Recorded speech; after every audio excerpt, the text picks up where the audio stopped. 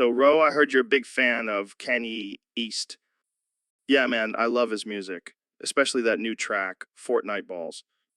Oh, God, that song is a train wreck. But let's do it. Let's sing it together. All right. You start Fortnite Balls. I'm on a roll. Got my squad. We're in control. Building forts, shooting guns all day long. We're having fun. Got my pickaxe, breaking walls. Got to get that loot. We're staying alive. Sniping heads with precision. We're unstoppable on a mission. But when we lose, we'll just respawn because we're addicted to this game. It's like a drug. Fortnite balls will never fall. We'll keep playing until we hit the wall. And when it's over, we'll just queue for another round. We'll see it through. Fortnite balls, it's more than a game, it's a lifestyle, it's our claim to fame. So thank you, Kanye, for this masterpiece. Fortnite balls will never cease. And thank you, Ro, for joining me on this ridiculous singing spree. Anytime, Joe, anytime. Now let's go play some Fortnite and show off our sick dance moves. Hell, yeah. So, Mr. Beast, I heard you wanted to talk about something wild today. Yeah, man, I want to talk about the Great Flood of 1862. Oh, shit. That sounds intense. What happened? Well, imagine this massive surge of water, like a tsunami wiping out everything in its path. Damn, that's insane. How did it start? It all began with a massive storm, like a Gibraltar ultimate, raining down on California for 43 days straight. 43 days. That's like a whole season in Apex Legends. Yeah, and the water levels rose so high, it was like the entire map was underwater. Holy shit. That's like a new map in Apex. And just like in the game, people were scrambling to find higher ground, but some weren't so lucky. Damn, that's tragic. Did anyone survive? Yeah, just like in Apex, some people had to use their skills to survive. They built makeshift boats and floated to safety. That's some serious resilience. But what about the aftermath? Well, just like in Apex, the landscape was completely changed. Roads, buildings, and even entire towns were wiped out. That's wild. I never knew the Great Flood of 1862 was basically an Apex Legends game. Yeah, and just like in the game, it was a crazy and chaotic experience. But hey, at least we can learn from history and be better prepared for the next one. Damn right. Jamie, pull up and. So, Neil, I heard you've been experimenting with some new substances lately. Who are you? Where am I? Why am I here?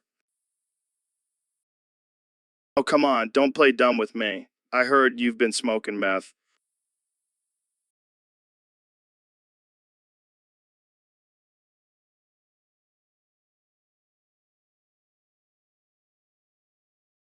Fuck off. Boo! Hoo, motherfuckers. Woo! Woo! Ooh! Ooh! Ooh! Ooh!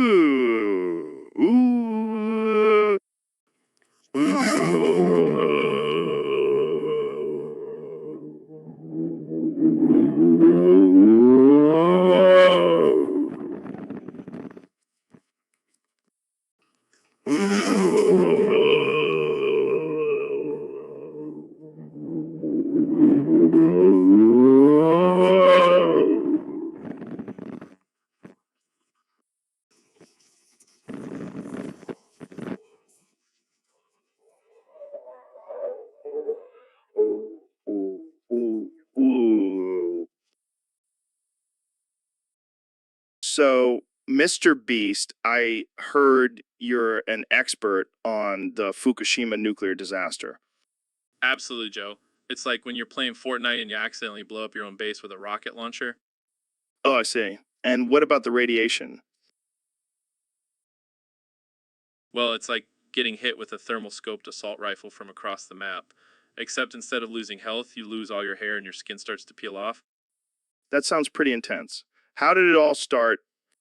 It all started when someone forgot to build a wall around the nuclear reactor, and it just went boom, like a supply drop landing on your head. And what about the cleanup efforts? Oh, it's like trying to clean up a tilted tower after a massive build battle. It's a mess, but we're doing our best to contain the damage. Well, I'm glad you're on top of things, Mr. Beast. Hey, it's all in a day's work for a Fortnite pro like me. Now, who wants to join me for a victory royale?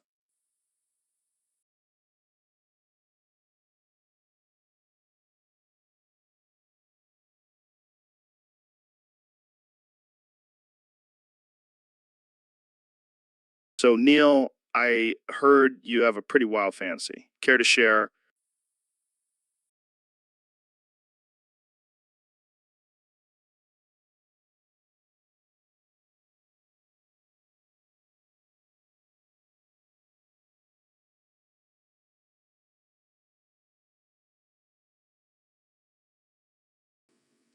Well, Joe, it's not something I usually talk about, but since we're on your podcast, I guess I can reveal it. You see, I have this recurring dream where I have Jonesy's head on a stick. What the fuck, Neil? That's some dark shit. I know, I know. But hear me out. In this fantasy, I have complete control over Jonesy. I can make him say or do anything I want. So, basically, you want to be a puppet master? Exactly.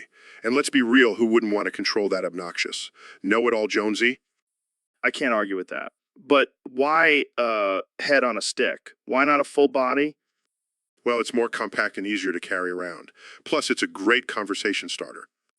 I can imagine. Hey, want to see my friend Jonesy's head on a stick? Exactly. And then I can make it talk and say all the dumb shit he usually says. That's some next level trolling, Neil. I like it. Thanks, Joe. Maybe I'll make you a head on a stick, too. Oh, hell no. I don't want to be a part of your twisted fantasies, Neil. Neil, Suit yourself. But just imagine a whole collection of heads on sticks. I could start a new trend. and probably get arrested for it too. Hey, it's just a fantasy. But seriously, don't tell Jonesy about this. So, Jamie, I've been wondering what would happen if I just started saying random words? I don't know, Joe. What kind of random words? Like pencil, basketball, cock. Oh god, this is gonna be one of those episodes. Yeah, I can already feel the hate mail pouring in.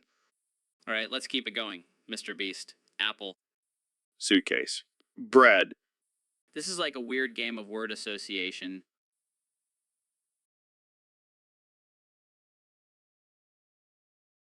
But really, what happens if we just keep saying random words? Are we unlocking some secret code? Yeah, I'm sure the government is gonna come knocking on our door any minute now. Or maybe we'll summon some ancient demon. Yeah, because that's what we need on this podcast. Hey, at least it'll boost our ratings. Yeah, because nothing says success like summoning demons. All right, let's wrap this up before we get too carried away. Thanks for tuning in, folks. And remember, always say random words, just in case.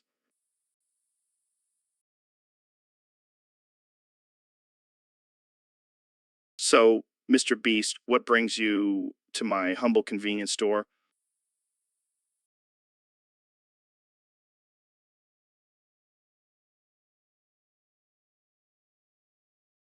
Just looking for some snacks and a good time, Joe. What about you?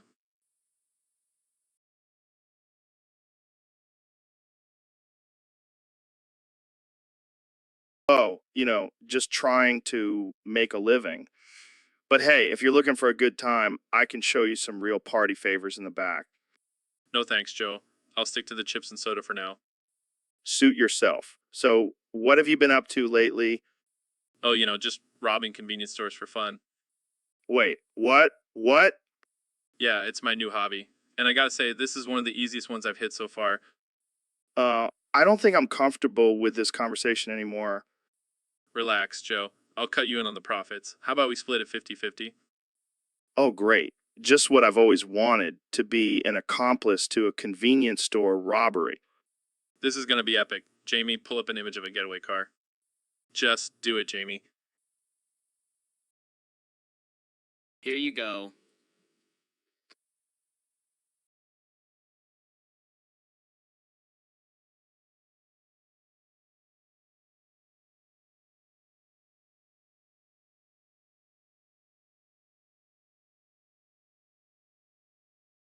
Yes, that's perfect. Joe, you're gonna drive the getaway car. What? No way. Come on, on.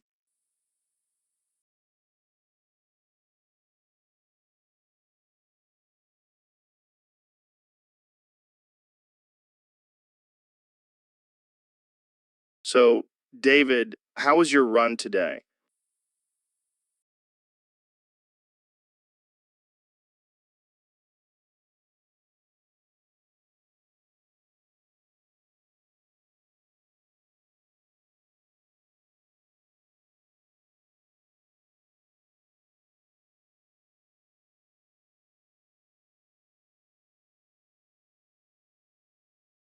Oh man, it was intense. I ran 2,837,729,386,286,289 miles, and Damn, that's impressive. But why do you look like you're about to explode? well, I really have to shit right now, like really bad. Oh shit. Do you need to go to the bathroom? No, I can't stop now. I'll lose my momentum. I'll just shit right here on the table. What the fuck, David? You can't just shit on my table. I'm sorry, Joe. I have no control over my bowels after a run like that. This is fucking disgusting. Jamie, pull up an image of a giant pile of shit. Okay.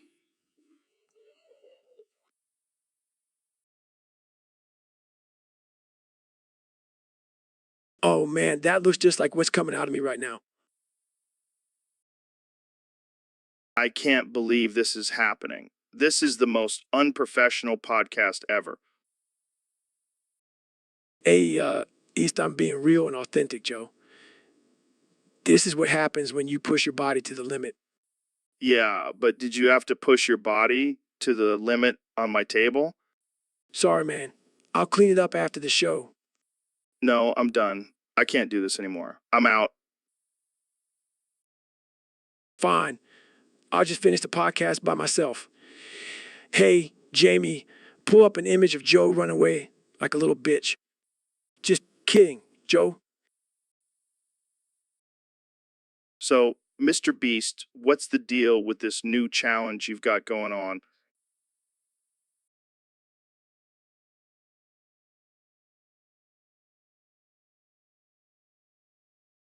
Oh, just your average everyday challenge. Nothing too crazy. Sure. So, what's the challenge exactly? Well, whoever can human centipede the most homeless people wins your bald head. What the fuck, man? That's fucked up. Hey, it's for a good cause. Think about it. All those homeless people finally getting a hot meal. Yeah, but at what cost? My precious bald head. Come on, Joe. It's just hair. Plus, think of the views we'll get on YouTube. You're out of your damn mind, Mr. Beast. Hey, if you're not willing to sacrifice your head for the greater good, I'll find someone who will. This is some sick shit. I can't believe I'm entertaining this conversation. Oh, lighten up, Joe. It's all in good fun. Plus, think of all the money we'll raise for charity. I don't know, man. This just seems wrong on so many levels. Relax, Joe. It's just a challenge.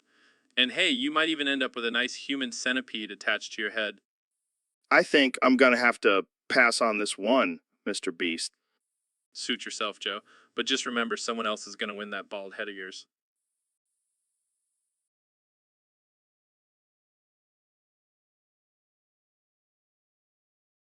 So, David, I heard you have a pretty intense nighttime routine. Care to share?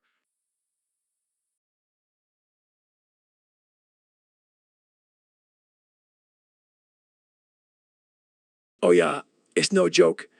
I start off at 5:20, one man with some good old sex. Nice. That's a solid start. But what happens at 5:24? Well, I shit myself. Wait, what? Yeah, it's part of my routine. Keeps me on my toes. I guess that's one way to do it. So what's next? End sex at 5:30 time and come straight to the podcast with you at 6 p.m. And then Shit myself again at 6:20. One 6:20 to and 6:23 p.m. That's a lot of shit. Yeah, but I don't let it stop me. I just eat my 3 pairs of shitty underwear at 6:24 Oh God, I think I'm gonna be sick. Don't be a wuss, Joe. Then at 7 p.m., I scream stay hard for 7 hours straight. That's impressive. You bet your ass it is. And at 2 I shit myself again. Can we take a break from the shit talk for a minute? Fine. I'll just sleep at 2:30 a.m. and shit myself in my sleep at 3. Cody on him. I don't even know what to say to that. Just I'm definitely impressed, David. But so, David, I heard you're releasing a new workout series. yeah, man. It's gotta be the toughest one yet. What's the workout? More burpees, more pull-ups. Nah, man, it's one's next level. You gotta strap a dildo to your head and run backwards uphill while shouting, stay hard. What the fuck? You heard me, Joe. It's all about pushing yourself to the limit.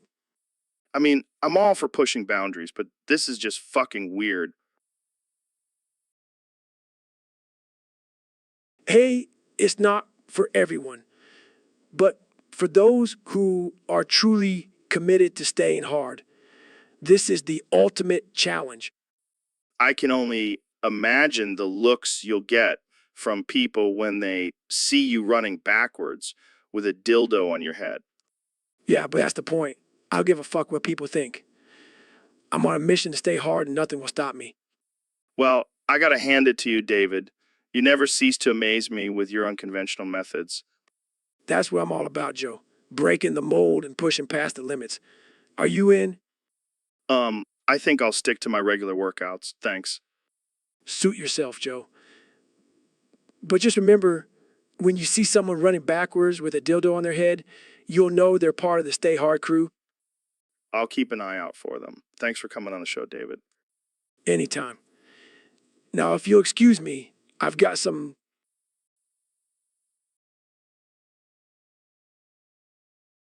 So, Mr. Beast, I hear you have a new challenge for your fans.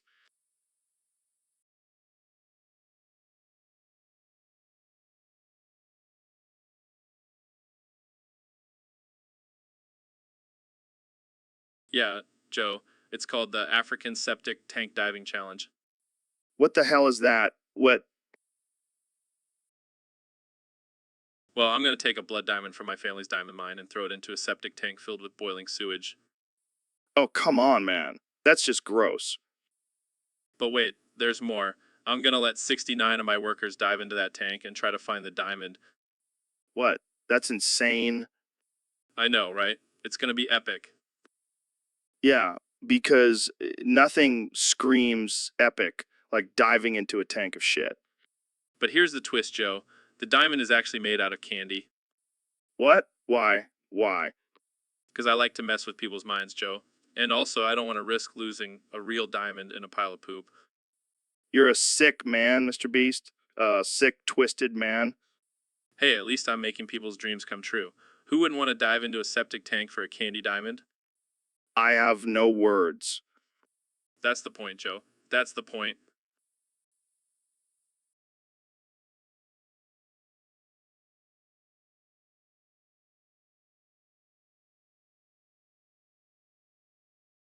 So, Mr. Beast, I heard you're coming out with a new video where people have to appropriate cultures to win to win a team of orphans dressed as Oompa Loompas. Yeah, man, it's gonna be epic. I'm talking cultural appropriation to the extreme. That's pretty messed up, but I like it. So, what kind of cultures are we talking here? Oh, all of them. We're gonna have people dressed as Native Americans, Africans, Asians, you name it. Wow, that's interesting. But what about the orphans? Are they going to be dressed as different cultures too? Nah, they're just gonna be Oompa Loompas. It's easier that way. I don't know if that's going to fly in today's society, man. People are so sensitive about cultural appropriation. Oh, come on, Joe. It's all in good fun. Plus, the orphans are gonna get a ton of exposure, maybe even a new family. I guess you have a point there. But what's the prize for the winner? Oh, just a team of orphans dressed as Oompa Loompas. And maybe some cash, I don't know. That's messed up, man. But I can't wait to see the chaos that ensues. Right? It's going to be like the Hunger Games, but with more cultural insensitivity. Well, I'm sure the internet is going to have a field day with this one. Oh, I can't wait to see. So, Elon, I heard you have a new daily routine. Care to share? Yeah, man, it's a game changer. I start off my day at 4 a.m. by shitting my pants. Wait, what? Yeah, it really gets the creative juices flowing. Then I wake up at 4:30 a.m. and get ready for the day. And what's on the agenda for the rest of the day? Well, at 6 I have my breakfast of Neil shitflakes with femboy milk. It's a delicacy. I don't even know what to say to that. Oh, it gets better. At Edam, I watched 2 episodes of Doki Doki Club meetings. Gotta stay up to date on my anime. And for lunch, 5 pounds of cum. Gotta keep that body in top shape. I can't even imagine the bathroom trips after that. Oh, you have no idea. But then at 1 p.m., come on this podcast and smoke weed. You know, I'm starting to see a pattern here. Oh, it's not over yet. And 4:50 a.m., I shit my pants again. It's like a midday cleanse. I don't think that's how cleansing works, Elon. And then at 5 p.m., I impregnate the cum box. Excuse me. What? You heard me. And after that, I speedrun Undertale. This is getting out of hand. So, Dr. Phil, I hear you have a new book out called Tough Love in a Stable Relationship. That's right, Joe. It's all about how to maintain a healthy and lasting relationship inside of a horse stable. Wait, what? I thought you meant a regular stable relationship, like with a human partner. Oh, no, Joe. I'm talking about relationships with our four-legged friends. Horses need love too. I don't think I'm qualified to give love advice to horses, Dr. Phil. Nonsense, Joe. It's all about establishing trust, setting boundaries, and communicating effectively. Just like with any other relationship. But what about the whole horse whisperer thing? Shouldn't they just understand each other naturally? Oh, Joe, you're so naive. Horses may be majestic creatures, but they still need guidance and discipline. That's where my book comes in. Well, I guess I'll stick to human relationships, but I'll definitely recommend your book to any horse lovers out there. Thanks, Joe. And remember, a stable relationship is key to a happy horse. So, Neil, I heard you have a new morning routine. Yeah, Joe, this guy's a beast. What's your routine, bro? Well, I wake up at 2:58. 258? That's insane. Yeah, then at 3:01, I say hello to cicadas in my prolapse anus. What the fuck? Are you serious?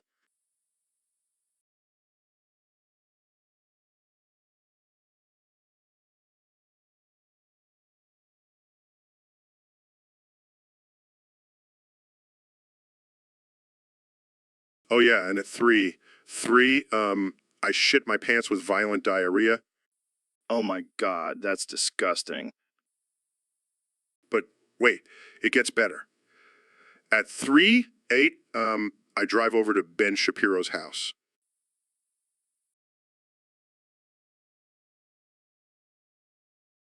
No way. You're friends with Ben Shapiro?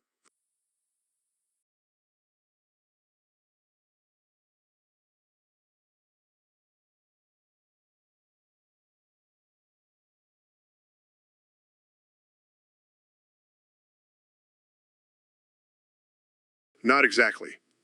At 3:38, I throw my soiled underwear at him while he's still sleeping in his bed. That's messed up, man. And then at 4, 6, I pull the now dried shit flakes out of my ass hair. What the hell, Neil?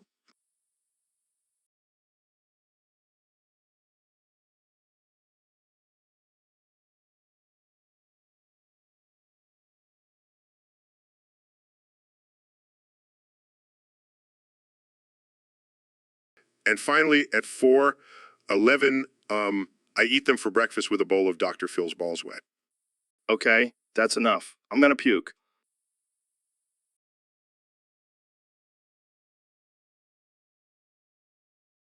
Neil, you need help.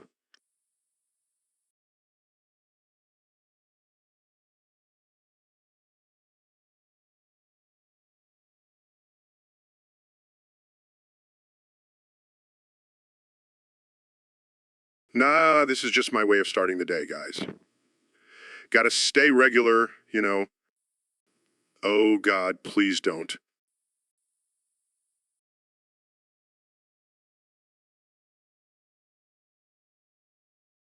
So, Neil, I heard you got some backlash for your Halloween costumes the past 2 years. Yeah, apparently people don't appreciate my sense of humor. What were you dressed as? Well, the first year I went as Stephen Hawking's corpse. Oh, that's messed up. And last year I dressed as Amy Winehouse's corpse. Dude, that's even more messed up. Hey, I thought it was funny. I mean, I guess I can see the humor in it. But maybe this year you should go for something less controversial. Yeah, you're right. I've been thinking about it and I've decided to dress as P. Diddy. Oh man, that's gonna piss off some people. Exactly. I want to see the world burn. You're a sick man, Neil. Hey, it's all in good fun. Plus, I've been working on my rap skills. Oh God, please don't. We don't need another science rapper. Don't worry, I won't quit my day job.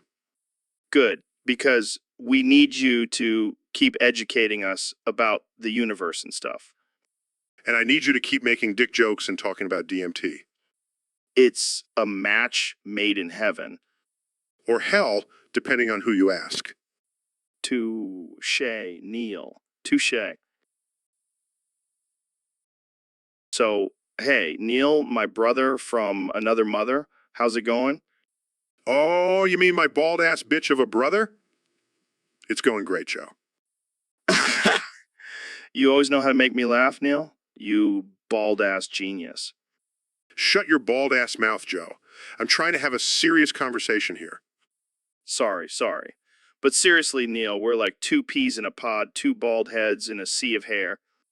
Yeah, except I have a functioning brain, unlike you, you bald ass conspiracy theorist. Hey, watch it, Neil. I may be bald, but I've got some killer biceps. Oh, please, Joe. Your biceps are like your podcast guests, small and forgettable. Ouch, Neil. That one hurt. But you know what they say, sticks and stones may break my bones, but words will never hurt my bald ass. Well, I hope those words don't hurt too much when you're crying in the corner after our next debate, you bald ass crybaby. All right, let's calm down. We may be bald, but we're still brothers, right? Fuck you, Joe. And your bald ass brotherly love. I'm out of here. Peace, Baldy. And that's why I love this guy, folks. My bald ass brother from another mother. Tune in next time for more bald shenanigans. So, Mr. President, I have to ask, why do you always do that pout when you're speaking? Well, Joe, let me tell you, it's all part of my charm. People love it. They can't get enough of it. They can't get enough of it. I don't know. It just seems a bit zesty. Zesty? I'll have you know, Joe, that my pout is the most powerful pout in the world. It's what got me elected in the first place. I think it was more your outrageous statements and divisive rhetoric. That too, but don't underestimate the power of a good pout. It's like my secret weapon. I don't think anyone would describe it as a secret. Oh, and let's not forget, it's also a great way to hide my double chin. You know, got to keep up appearances. Yeah, because That's what's important when you're running a country. Hey, I'm a man of many talents. I can run a country and pout at the same time. Impressive. So, what do you think, Jamie? Pull up an image of Trump's pout. Here you go, Joe. Wow, that is quite the pout. I can see why it's so effective. See, Joe, even you can't resist its charm. I'll have to work on my pout game then. Thanks for the tip, Mr. President. Anytime, Joe, anytime. So, Mr. Beast, what's the latest challenge you've come up with?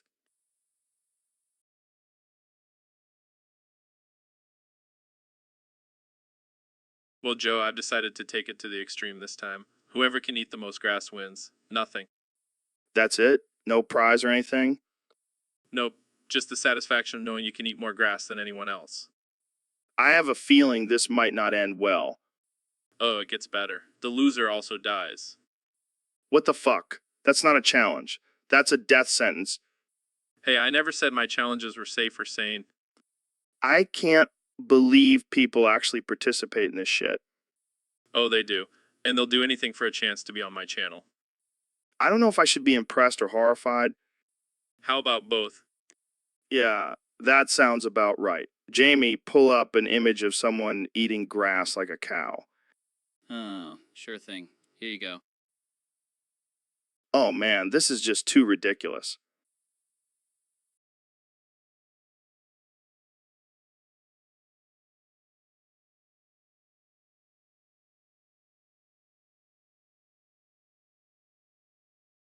That's the point, Joe. Gotta keep things interesting. And deadly, apparently. I think I'll stick to my regular podcast guest. Thank you very much. Suit yourself, Joe. More grass for me.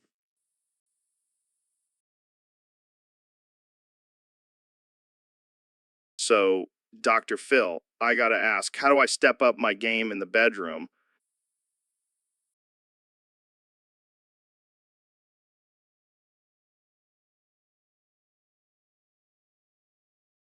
Well, Joe, let me tell you, I take boner pills. Lots and lots of boner pills. Boner pills, like Viagra? No, no, no. I'm talking about the good stuff. The kind that makes your pecker stand at attention for hours on end. Damn, that's intense. Do you ever worry about the side effects? Nah, I'm a doctor. I know what I'm doing. But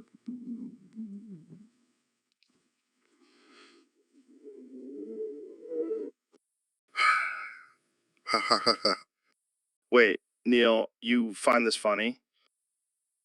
Well, Joe, it's just hilarious to see a grown man popping boner pills like they're Skittles.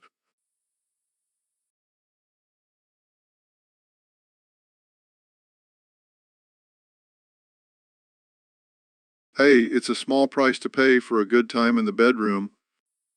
I guess I'll have to give it a try. Thanks for the advice, Dr. Phil.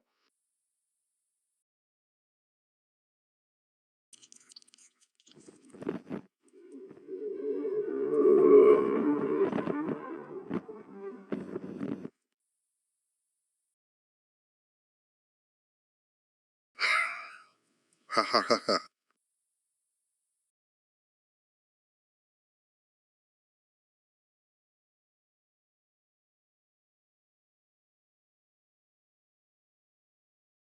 So, Mr. Beast, what's the latest challenge you've got going on?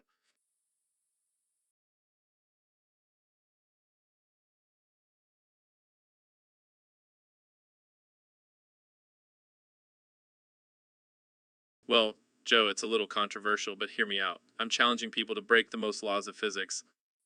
What the hell does that even mean? I'm talking bending space and time, defying gravity, you name it. Whoever does the most wins a vial of Martin Luther King's sperm. What the fuck, man? That's messed up. Oh, come on, Joe. It's for a good cause. I'm gonna use the money to buy a private island and start my own country. Oh, great. Just what we need, another dictator. Hey, at least I'll have Martin Luther King's sperm to help me make good decisions. This is some next level shit, Mr. Beast. And you know what the best part is? Neil deGrasse Tyson hates it. No surprise there. That guy hates everything. That's why I'm gonna name my country Neil disapproves. You're a madman, Mr. Beast. A madman. And I'm just getting started, Joe. Just wait till you hear about my next challenge.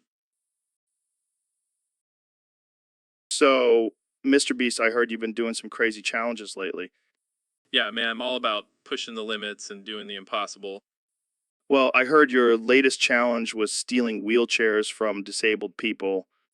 Yeah, it was wild. I went around the city and just snatched them up from unsuspecting wheelchair users. That's messed up, man. Hey, it's all in the name of entertainment. Plus, those people can just use crutches or something. That's not how it works, Mr. Beast. You can't just take away someone's mode of transportation for your own gain. Oh, come on, Joe. It's just a prank, bro. And besides, I gave them all brand new wheelchairs afterwards. Oh, great. I'm sure they were thrilled to have their personal property stolen and then replaced by a stranger. Hey, at least they gotta be a part of one of my videos and get some internet fame. You're a real piece of work, Mr. Beast. Hey, it's all about the views and the money, baby. And if that means stealing from the disabled, then so be it. So, Neil, what's new in the world of astrophysics? Well, Joe, I've been studying the expansion of the universe and, Jamie, pull up an image of my bald head. what? Why do you want to see a picture of your own head? Because it's glorious, Neil. Glorious. I'm not sure I would use that word to describe it. Oh, come on, Neil. You're just jealous of my shiny dome. I highly doubt that, Joe. I have my own set of hair-related problems. Yeah, like trying to fit that massive brain of yours into a hat. Actually, it's more like trying to fit it into society's narrow-minded expectations. Damn, that got deep. Jamie, pull up a image of Neil's deep thoughts. Can we please get back to talking about astrophysics?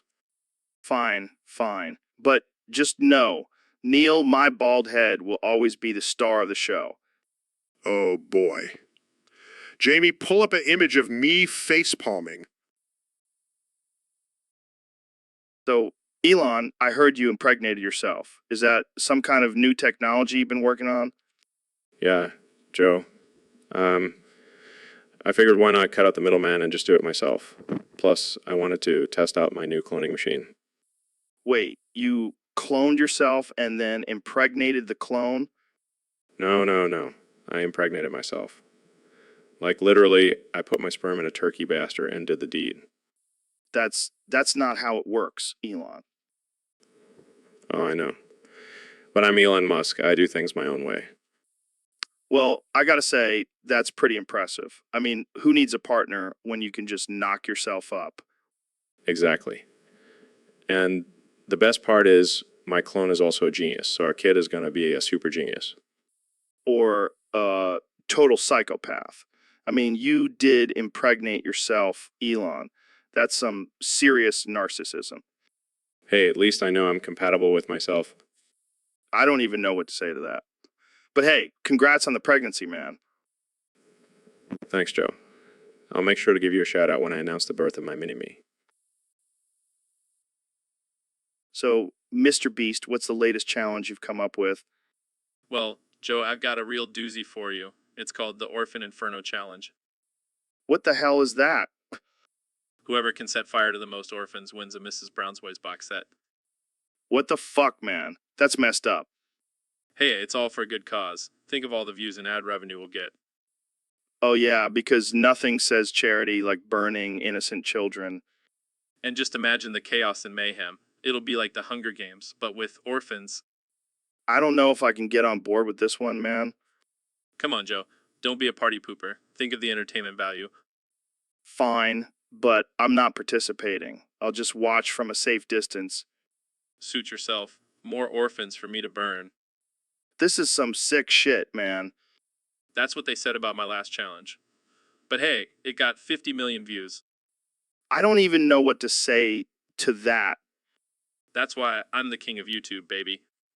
Yeah, because setting fire to orphans really screams. So, Ro, what's your morning routine like? Oh, just your typical routine of waking up at 3:30 from a dream about snuggling with a dommy mommy wolf girl. What the hell is a dommy mommy wolf girl? Oh, you don't know. It's a hot, dominant werewolf woman who takes care of you like a little pup. That's something. So what do you do after that? Well, at 4:0, I cry for an hour because I know that kind of love will never exist in real life.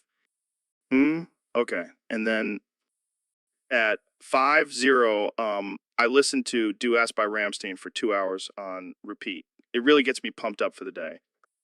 Oh yeah, nothing says rise and grind like a German metal band screaming at you. Hey, it works for me. And finally at 7:0, I actually get out of bed and start my day. Well, that's quite the morning routine. I think I'll stick to my coffee and meditation. Suit yourself, but I'll take my Wolf Girl dreams and Ramstein any day. So, Neil, I heard you were experimenting with cream cow. Oh, yeah, Joe. I've been milking those cows and whipping up some delicious cream.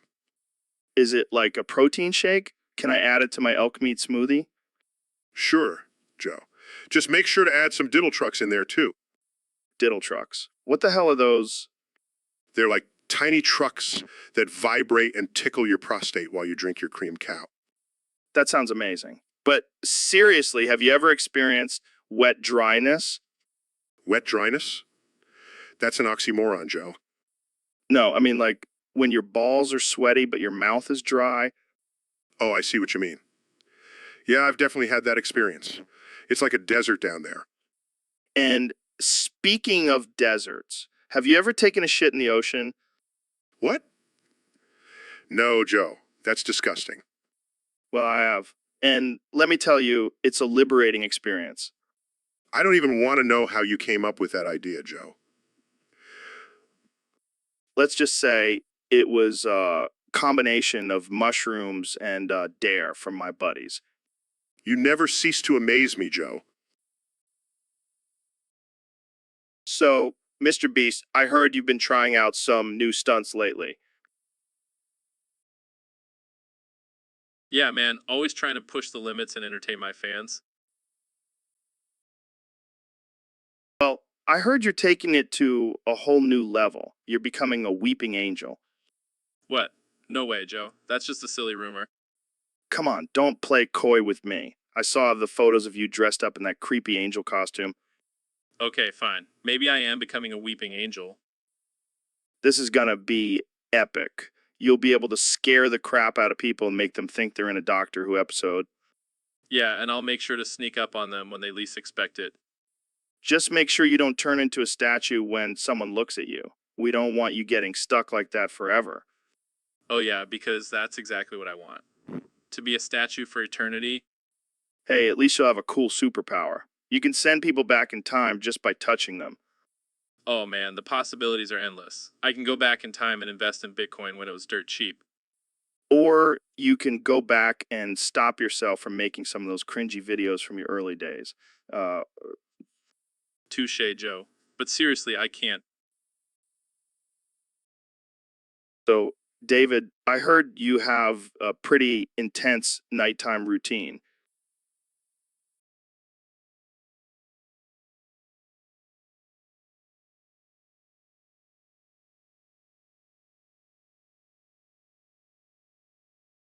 Yeah, man, it's all about pushing yourself to the limit, even in your sleep.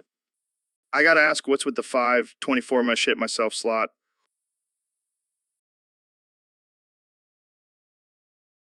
Oh, that's to keep me humble. Got to remember where you came from, you know. Sure. And then you have sex at 5:20, 1 a.m. Got to get that testosterone flowing, Joe. It's all about staying hard in every sense of the word. And then you come on the podcast at 6 p.m. Yeah, I like to keep things interesting. Plus, I know you love having me on here, Joe. Absolutely. And then at 7 p.m., you scream, stay hard for 7 hours. You know what, Joe? Got to remind myself to keep pushing through the tough times. And then at 2, you shit yourself again. Hey, it's all about consistency, Joe. Got to keep that routine going. And finally, you sleep at 2:30,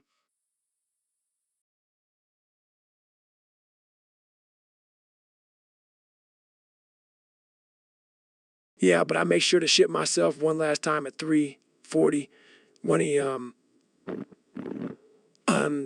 just to really end the night on a high note.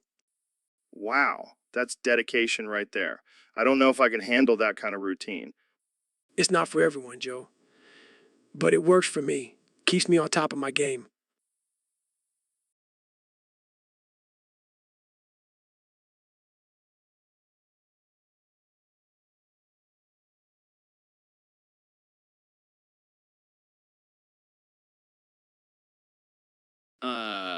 Guys, I pulled up an image of a man covered in shit.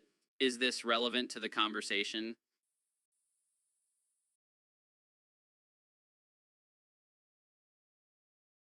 So, Mr. Beast, what's new in the land of crazy challenges?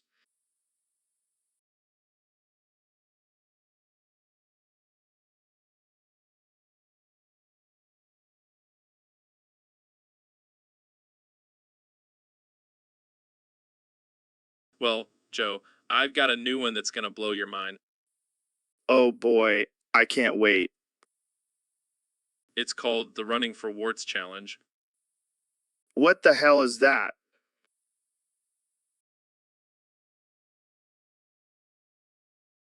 Whoever can run at the most women at night wins genital warts from yours truly. What? That's disgusting. Hey, it's all in the name of entertainment, right?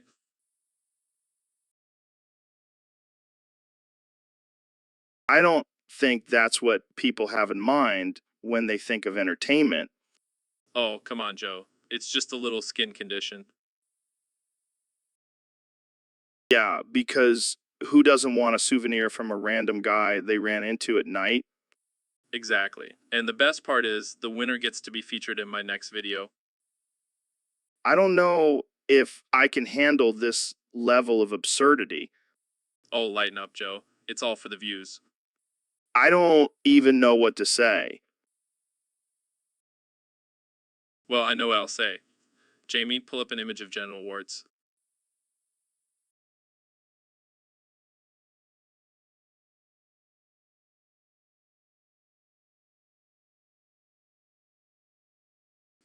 Sure thing, Mr. Beast.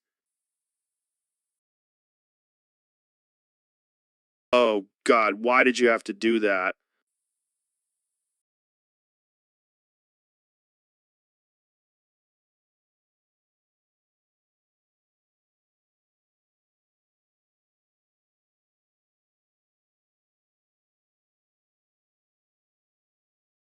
Just a little preview of what the winner will be taking home. I.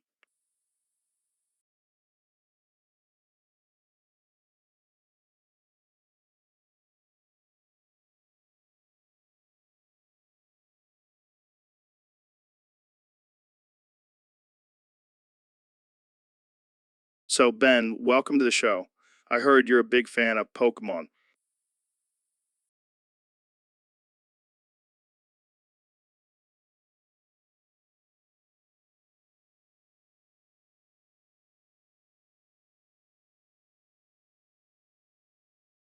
Yes, Joe, I am a huge fan. I even have my own Pokemon, the Facts and Logic type.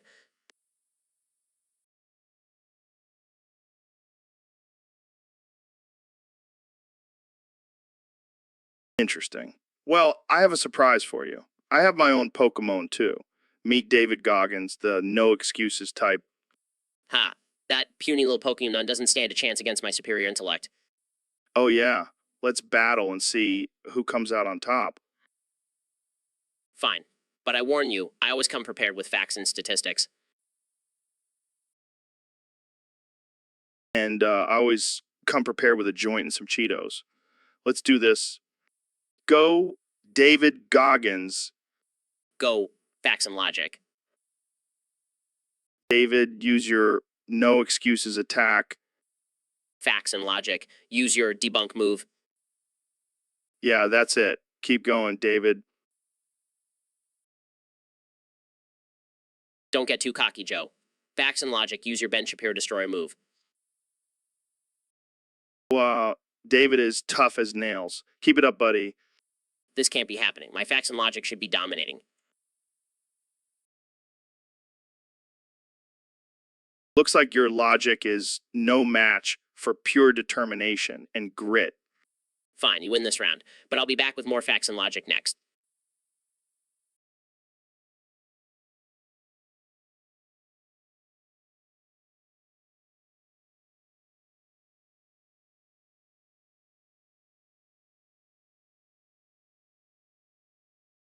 So, Neil, what's been going on in the world of science lately?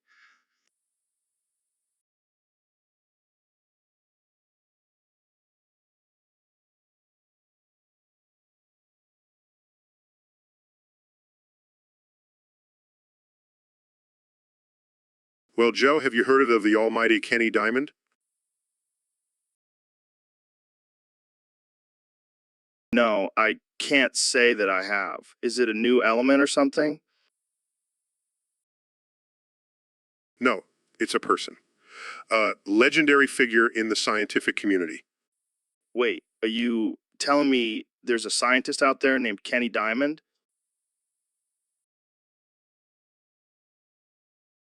Oh, he's more than just a scientist. He's a god among men. He can solve any equation, cure any disease, and bench press a T-Rex. Holy shit, that's impressive. Is he like a superhuman or something? No, he's just a regular guy with an extraordinary brain and a killer sense of style. I gotta meet this Kenny Diamond. Can you introduce me? Sorry, Joe. He's a recluse. He only communicates through carrier pigeons and interpretive dance. Well, that's a bummer, but I guess it adds to his mystique. Indeed. And rumor has it, he's working on a theory that will change the course of human history. Damn, I need to get him on the podcast. We'll talk about science, aliens, and maybe even smoke some DMT. I don't think he's into that kind of stuff, Joe, but I'm sure he'd be happy to share his wisdom with you. Well, I'll just have to send him a carrier pigeon invitation then. Kenny Diamond, if you're listening, come on the show. So, Mr. Beast, I heard you're a big fan of Overwatch.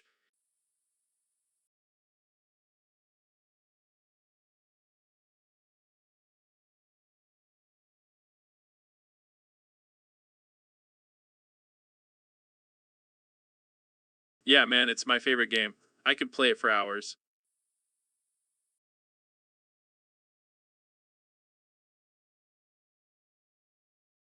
But let's put your skills to the test. Can you explain the Spanish-American War using only Overwatch terms?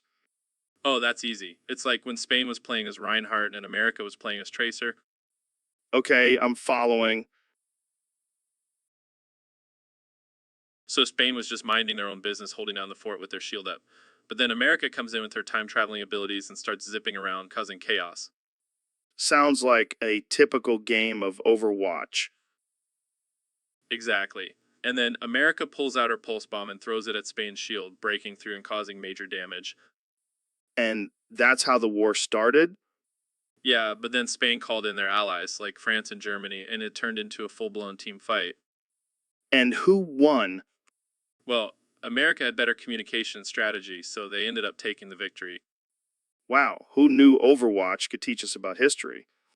And that's why it's the greatest game of all time.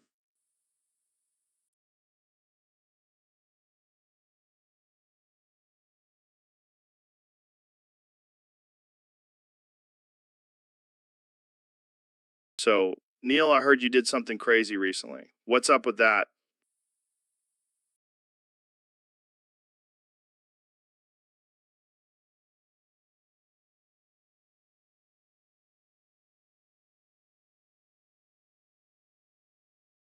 Yeah, I may have shoved a star up my penis. What? Why would you do that?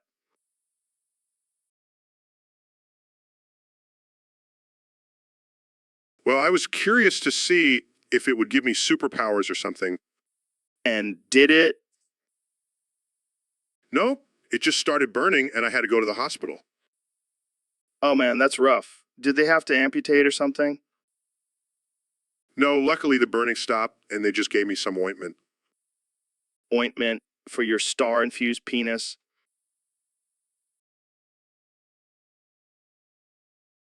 Yeah, it turns out stars are not meant to be inserted into human orifices.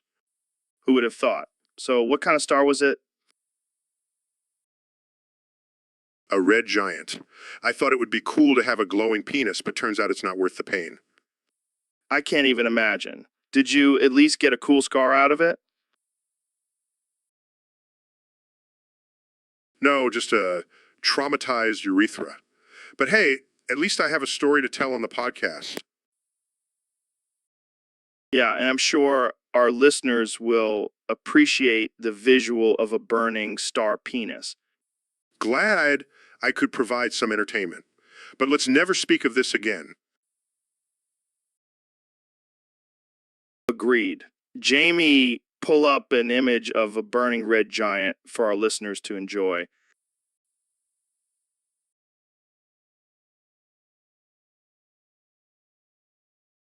So, Dr. Phil, I heard you have something pretty interesting to show us today.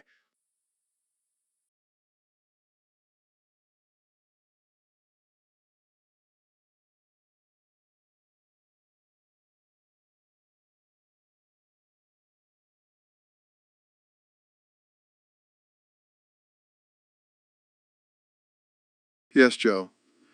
I have been inspired by the likes of Elon, Ben Neal, and Donald to do something out of the ordinary. And what would that be? I have brought my testicles in a jar to show the world. Are you serious? Absolutely. I call it my Balls of Wisdom collection. That's something. Can I ask why?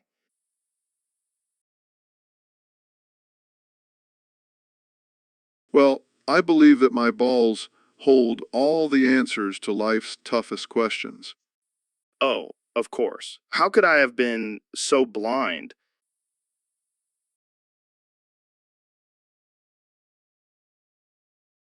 But in all seriousness, it's a reminder to never let anyone kick you in the balls, both literally and figuratively.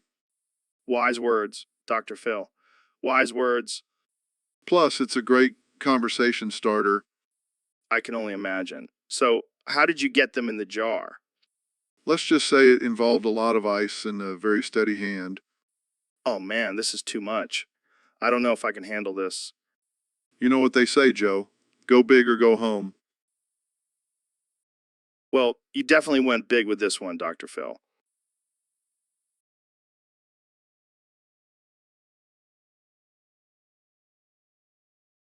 Thank you, Joe. I'll be sure to send Elon and Donald a thank you note for the inspiration. Still laughing. So, Mr. President, I heard you have a new catchphrase.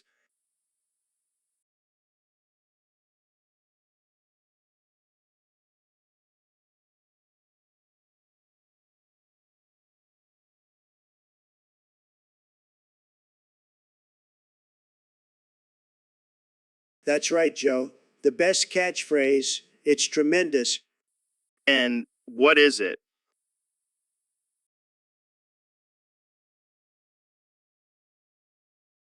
I can only yell, turn off the lights. But every time I say it, it multiplies by 3. It's amazing That's interesting. Why can't you say anything else? because that's all I need to say. It's a power move. People will be so confused they won't know what to do. I mean, I guess it's better than your usual ramblings. Hey, I have the best ramblings. Believe me. So, can we hear it?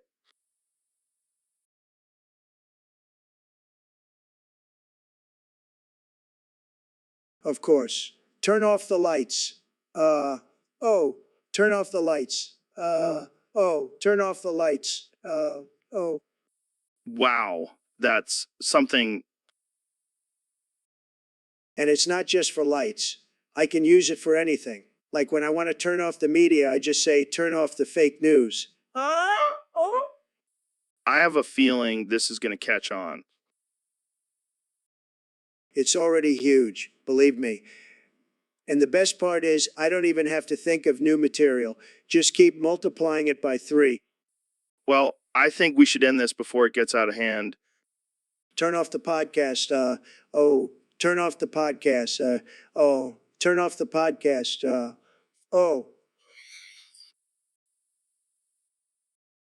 So, Neil, I heard you have something interesting to show me.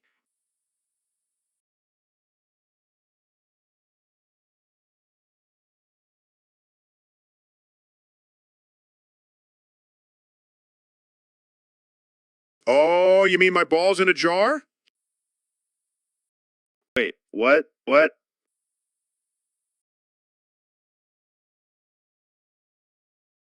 Yeah, I was inspired by Elon and Ben to preserve my balls for future generations.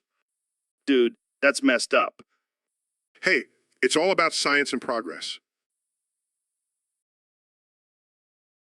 I don't think that's what they meant by preserving for future generations. Oh, come on, Joe.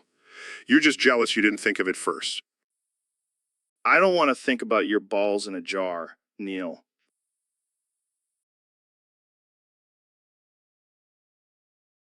Well, it's not just any jar. It's a special temperature-controlled, nutrient-rich jar. Okay, now you're just making it worse. But imagine the possibilities, Joe. We could clone my balls and create a whole army of Neil deGrasse Tysons. I think the world can only handle one of you, Neil. Neil. Oh, you're just saying that because you're afraid of the competition. I think we should move on to a different topic now.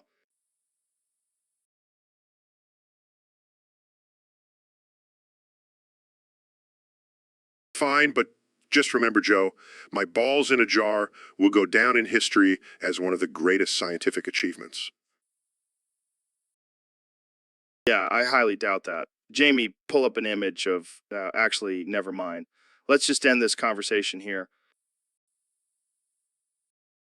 So, Ben, I heard you have something interesting to show me today.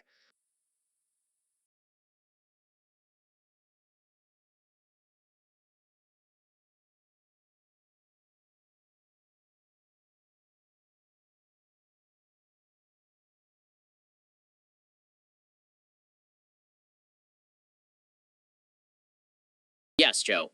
I have been inspired by Elon Musk's eccentricity and decided to preserve my balls in a jar. What the hell, Ben? You can't just do that. Why not? It's a symbol of my masculinity and intelligence. I don't think that's how it works, Ben. Plus, it's kind of gross. Oh, come on, Joe. You're just jealous that you don't have the balls to do something like this. Yeah, because that's exactly what I want to do with my balls. You just don't understand the power of science, Joe. Plus, it's a great conversation starter. I don't think I want to start a conversation about your balls, Ben. Suit yourself, Joe. But just remember, when the apocalypse comes, I'll be the one with preserved balls. Okay, Ben, you do you. But please, keep your balls in the jar.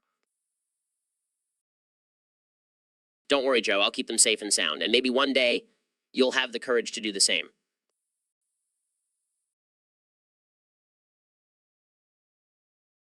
So, Ben, I hear you're an expert on the Yom Kippur War. Yes, Joe, I've done extensive research on it. All right, explain it to us in terms of porn.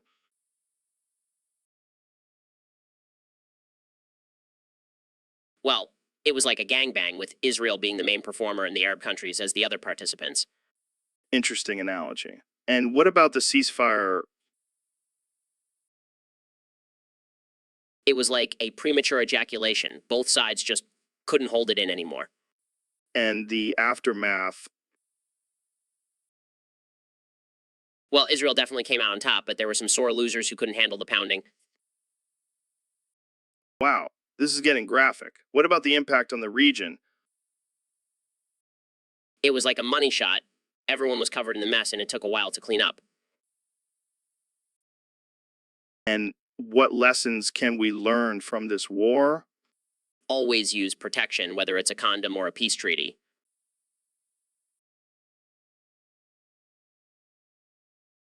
Wise words, Ben. Now let's move on to our next topic, the Iran nuclear deal. Oh, boy, this is going to be a wild ride.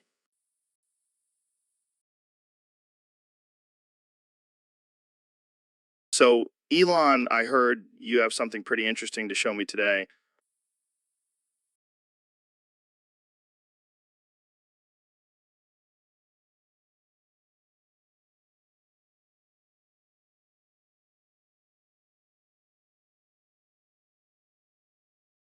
Oh yeah, been working on a little project in my spare time. Is it a new rocket, a self-driving car? No, nothing like that. It's something much more personal. All right, I'm intrigued. What is it? Well, I've been collecting my own balls in a jar. What the hell, Elon? Why?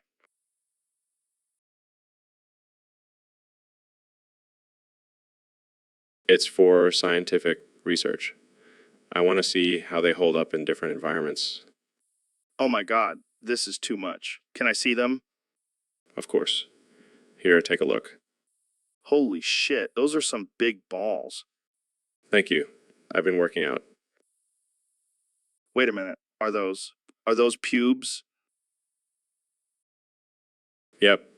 I wanted to make sure they were fully intact. This is some next level shit, Elon. Hey, it's all in the name of science. Yeah, I'm sure that's what you tell the ladies. Hey, it's a great conversation starter. Well, I can definitely say this is the most unique thing I've seen on this podcast.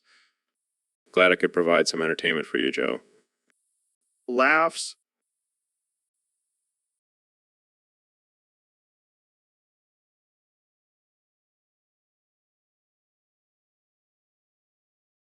So, Mr. Beast, I heard you had some crazy surgery done recently.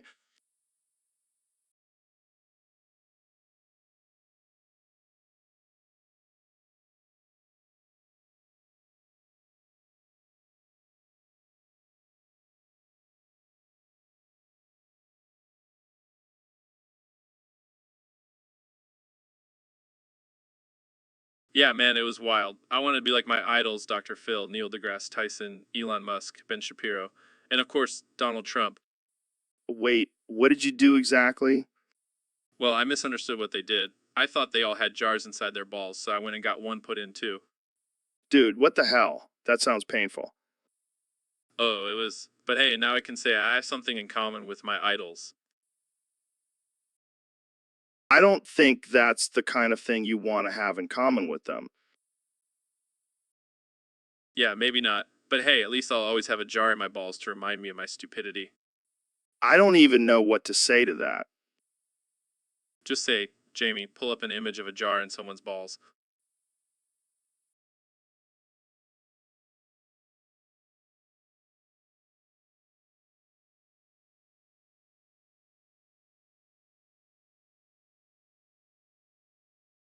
Okay. Here you go.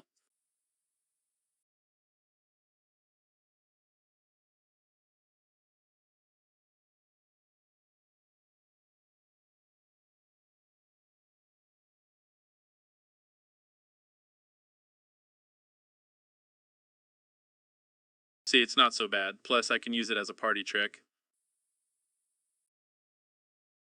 I'm not sure that's a party trick anyone wants to see.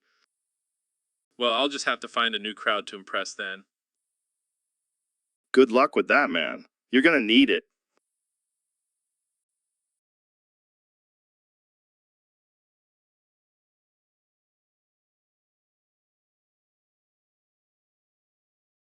So, Ben, I heard you have some big news for us.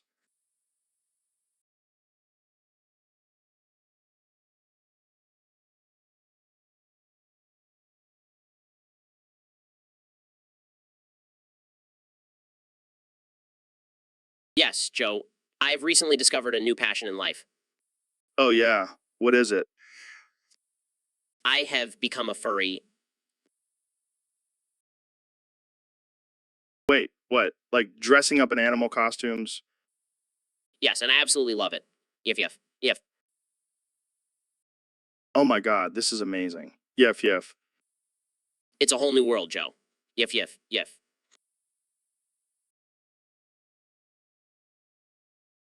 I can't even imagine you in a furry suit, Ben. Yef. Well, I have to start and end every sentence with yif now. Yif. This is too good. Yeah, yef.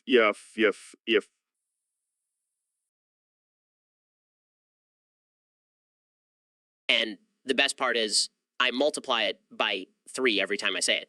Yif. I can't take it. Yef. I am the ultimate furry. Yif.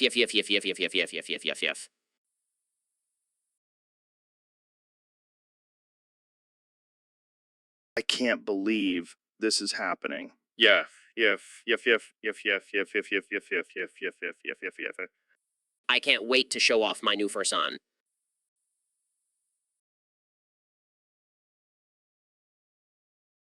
So, Mr. Beast, I heard you're a big fan of Overwatch.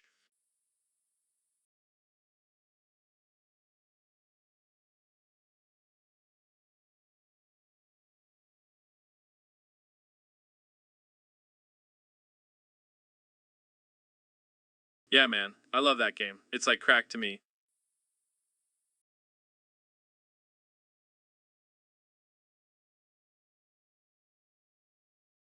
Well, speaking of natural disasters, have you ever heard of the 1906 San Francisco earthquake? Oh, yeah, I remember that one. It was like when Reinhardt charges into a group of squishy supports and wipes them all out.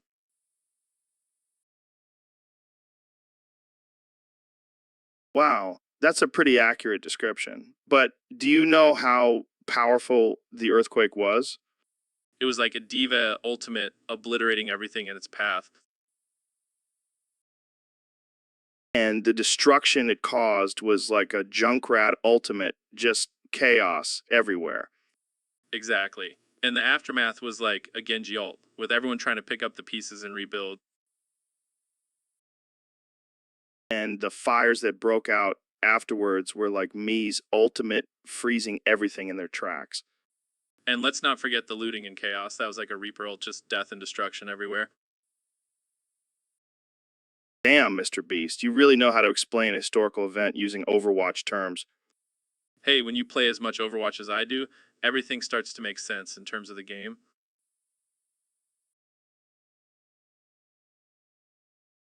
Well, I guess we can say that the 1906 San Francisco earthquake was one epic Overwatch match. You got that right. Jamie, pull up an image of the destruction caused by the earthquake.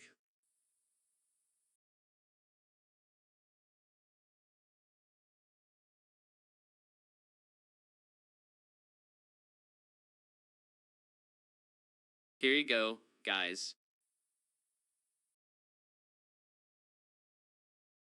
Wow.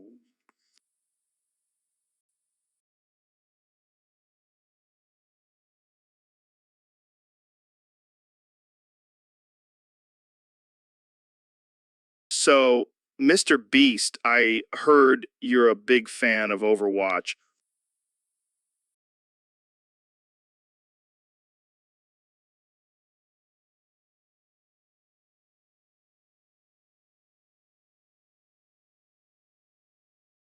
Yeah, man, I love that game. But you know what else was a game? Pearl Harbor. I don't think that's quite how it went down.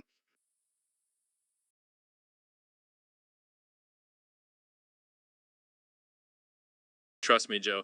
Imagine this, it's like a game of Overwatch. The Japanese team, they sneak in and surprise attack the American team. I don't think there were teams involved, Mr. Beast. Oh, there were teams, Joe.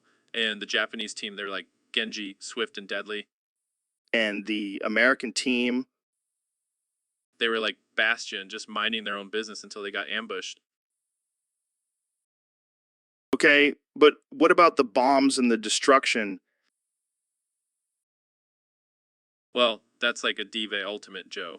Explosive and devastating. I don't know if this is a very accurate representation, Mr. Beast. Oh, come on, Joe. It's just a game. Just like how the Japanese thought it was all just a game. All right, I think we should move on to a different topic. Fine, but just remember, Joe, history is just like Overwatch, full of surprises and unexpected outcomes. I don't even know what that means, but thanks for the lesson, Mr. Beast. Anytime, Joe. Now let's go play some Overwatch. Jamie, pull up an image of a sad Winston.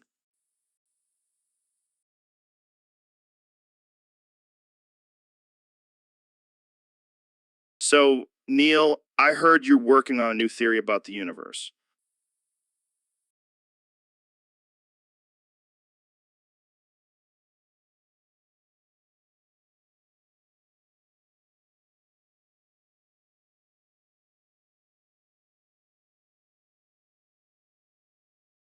Yeah, it's called the Joe Rogan is a bald head-ass bitch theory. What the hell, man? That's not a theory. Oh, but it is. I have evidence to support it. Like, what?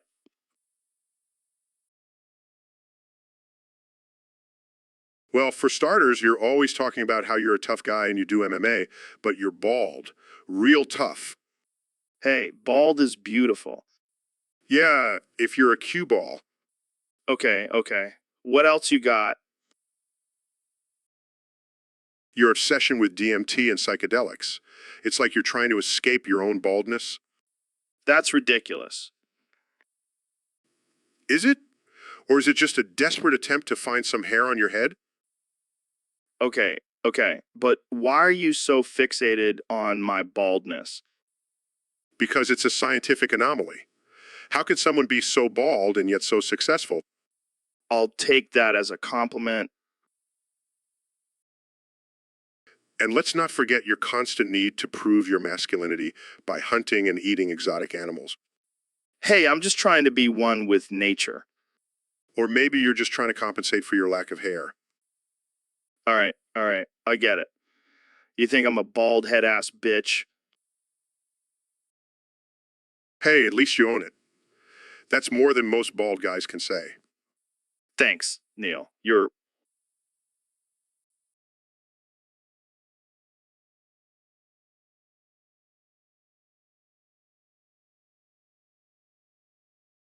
So, Ben, what's the secret to your delicious smoothies?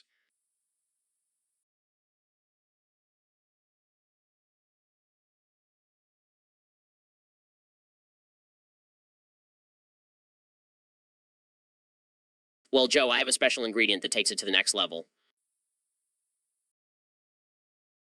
Oh, yeah. What is it? Some kind of superfood? You could say that. It's a powder that I make myself. Interesting. What's in it?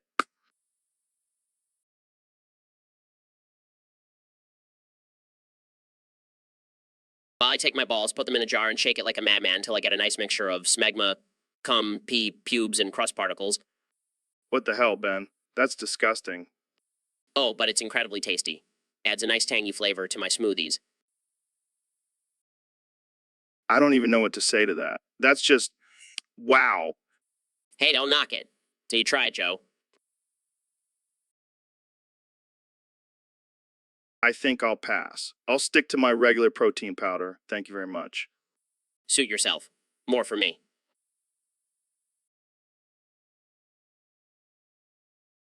Moving on to a less stomach churning topic. Have you seen the new UFC fight lineup? Oh yeah, I have. I can't wait to see those guys beat each other senseless.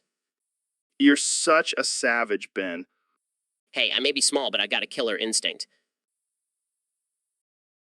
And apparently, killer ingredients for your smoothies. Touche, Joe. Touche.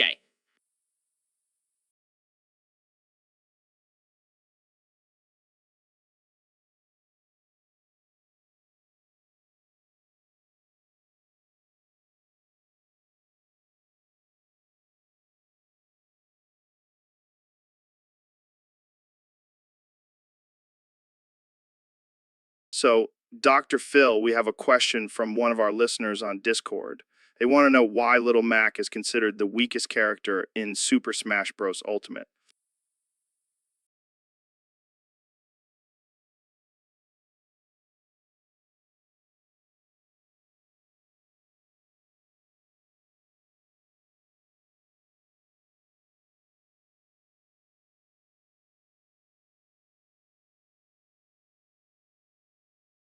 Well, Joe, let me tell you, Little Mac is like a Chihuahua in a pit bull fight. He may have some speed and But he's a boxer. Shouldn't he be able to hold his own in a fighting game? Joe.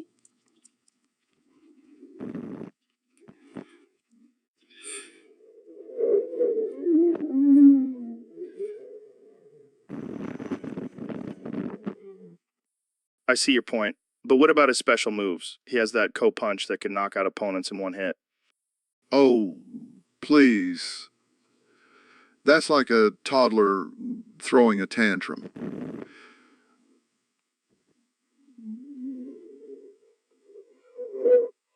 So you're saying Little Mac is basically useless in the game? I wouldn't say useless, but he's definitely not top tier material. He's like the kid who always gets picked last in gym class.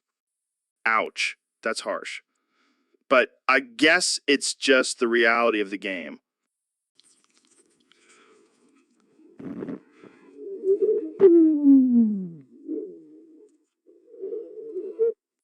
Well, there you have it, folks. The wise words of Dr. Phil on why Little Mac is the weakest link in Super Smash Bros. Ultimate. And remember, if you want to win in life, you have to pick.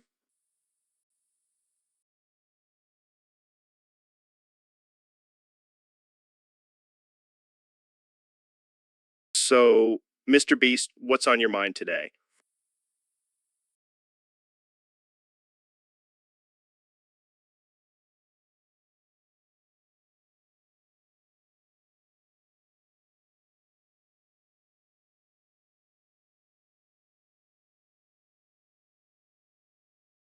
Well, Joe, I was just wondering what happened on October 4th in Persona 3.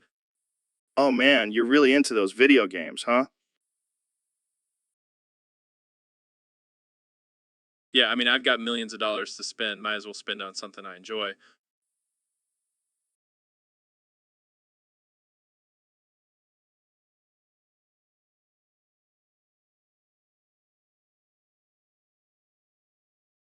Fair enough.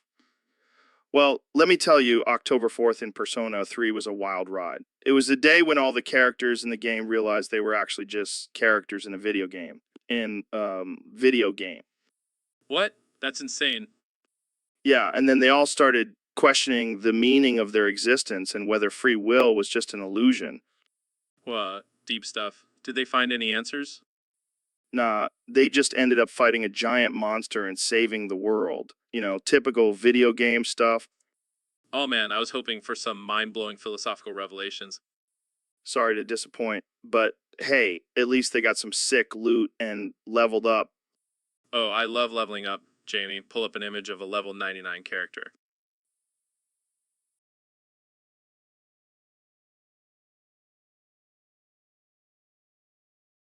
Here you go, Mr. Beast.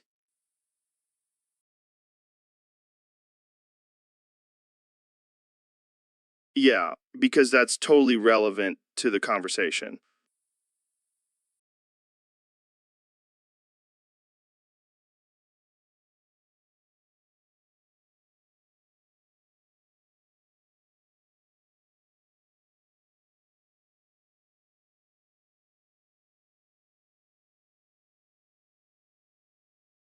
Hey, I'm a level 99 in real life too.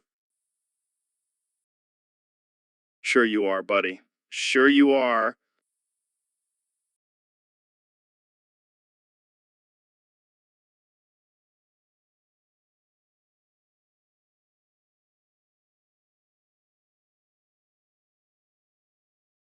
So, Dr. Phil, I heard you have a big announcement to make on the show today.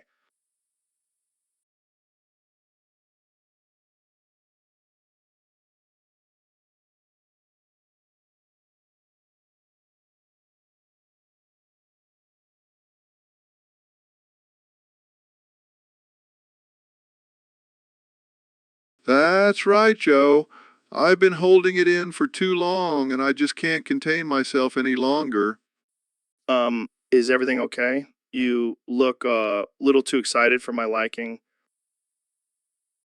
Oh, it's more than okay.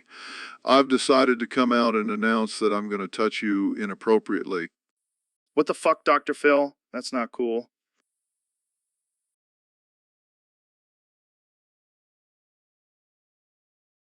Oh, come on, Joe. Don't be such a prude. It's just a little touch here and there. No, I'm not okay with this. And pretty sure it's illegal.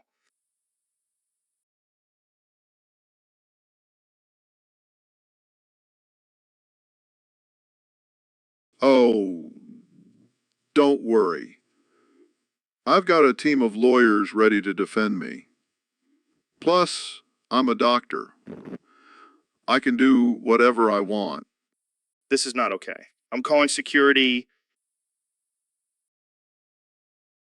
Oh, they won't be able to stop me.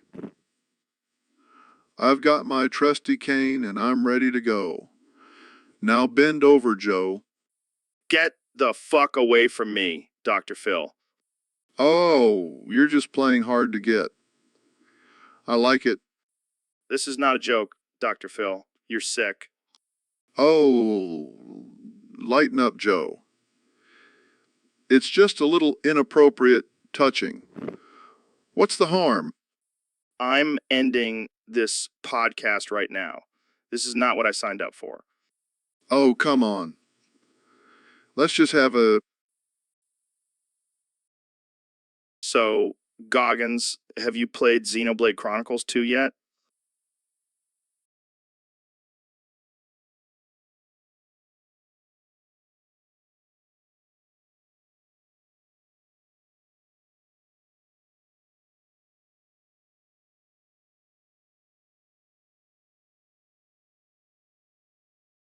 No, man.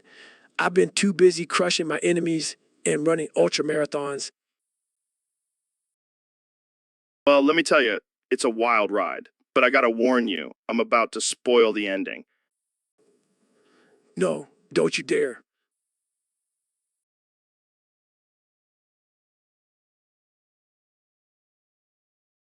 Oh, I dare. So, after killing Malos, Pyra and Mithra sacrifice themselves and blow up the world tree. What the hell, Joe? You just ruined the whole game for me. Hey, at least I didn't spoil the part where Zeke gets a robot arm. I don't care about that, man. You just ruined the emotional climax of the game.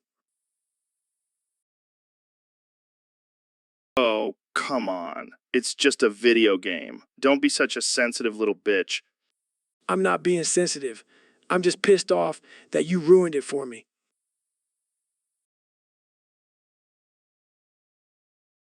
Well, maybe next time you'll prioritize video games over crushing your enemies. Just saying. Shut up. I'm gonna go run 100 miles to calm down.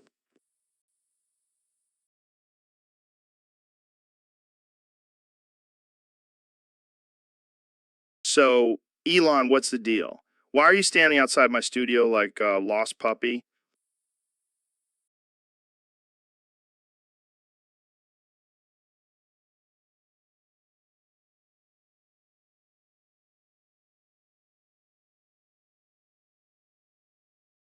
Because you locked yourself in and won't let me in. We have a podcast to do, Joe. Oh my God, I'm joking. Can't you see I'm busy here? Joking. What the hell is that?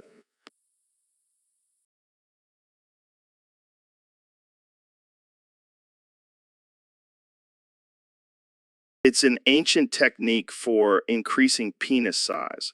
I'm trying to reach my full potential here. Are you serious? We have a podcast to do, Joe. Can't you joke later? No way, man. This is important stuff. I'm going to be hung like a horse by the end of this. Fine. I'll just wait out here.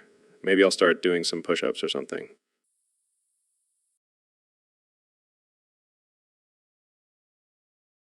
push-ups. But that's nothing. You should try Joe King, Elon. It'll change your life.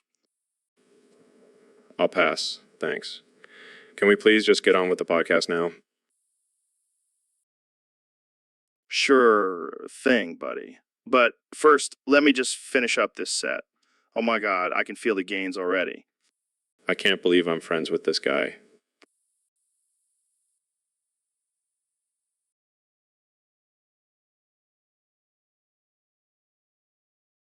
So, David, I heard you have a fear of rounded and even numbers.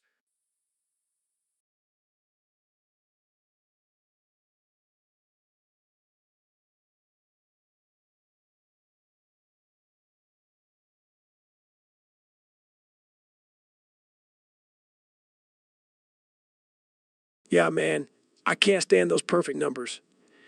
They give me the heebie-jeebies. That's wild. So, what do you do when you see a number like 10 or 20? I freak out, man. I start sweating. My heart races. I can't breathe. Damn, that's intense. So, what's the craziest thing you've done to avoid a rounded number?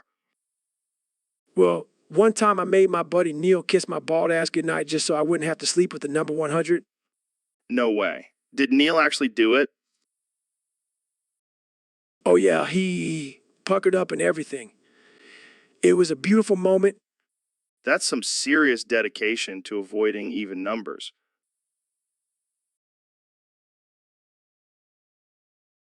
You got to do what you got to do, Joe. And let me tell you, Neil's lips were smoother than a baby's bottom. Oh man, I can't even imagine the look on Neil's face. Let's say he won't be forgetting that night anytime soon.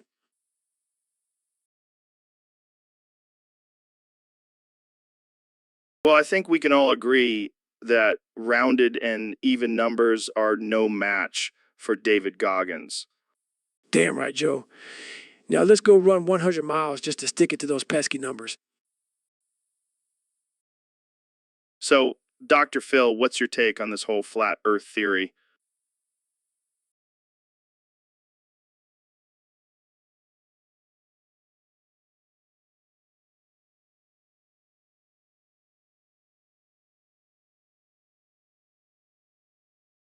Well, Joe, let me tell you, it's a load of bullcrap. I mean, come on, the earth is round. It's basic science. But what about all those people who believe in it? They seem pretty convinced. Look, Joe, just because someone believes something doesn't make it true. I mean, I've had people on my show who believe they're vampires. Do you believe in vampires? No, not really. Exactly. And that's how I feel about the flat earth theory. It's just a bunch of nonsense. But what if they're onto something? What if the government is hiding the truth from us? Oh, please. The government can't even keep a secret about a presidential affair. You think they can hide the shape of the earth? Give me a break. Okay, fair point. But what about aliens? Do you believe in those? Joe, I've been abducted by aliens twice. And let me tell you, they were not little green men. They were big, burly, and had tentacles. That's wild, man. I gotta try that. Oh, it's not all fun and games, Joe. They did some weird experiments on me. Well, thanks for the warning, Dr. Phil. Uh, Keep that in mind if I ever get abducted. Just remember, So, Mr. Beast, I heard you have a new challenge for us.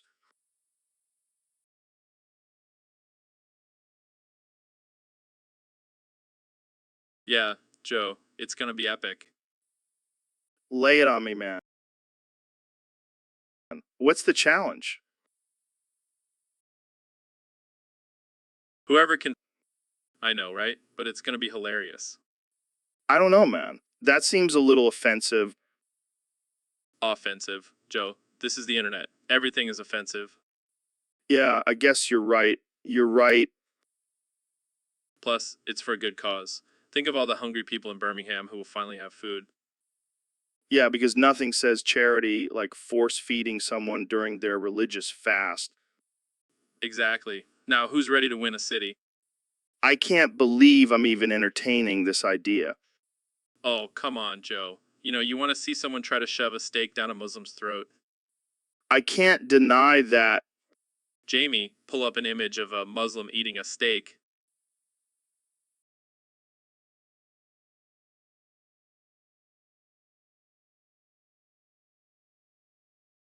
Okay. Oh man, that's just wrong.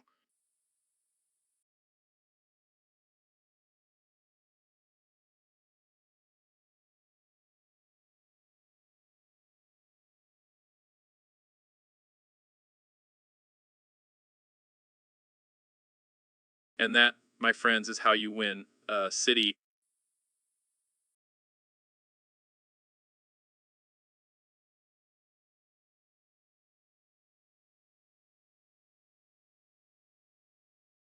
So, Neil, I heard you've been studying black holes.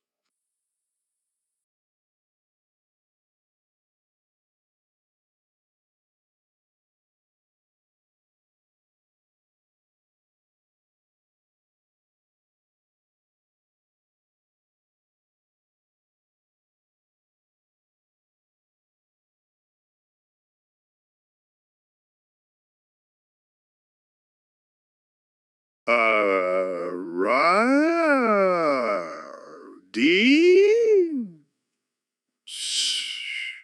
Goo. Goo. Gay. Goo. Goo. What the hell was that?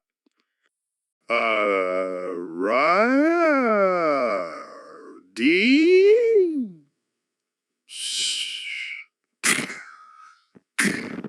Goo. Gee. Goo. Ga. Are you trying to communicate with aliens or something? D. Goo. Goo. Gay. Goo. Goo. Oh my god, Jamie, pull up an image of whatever the hell Neil is saying. That's it. I'm convinced. Neil is actually an alien. Disuga Gujigi? So, Elon, I heard you've been writing some fan fiction lately.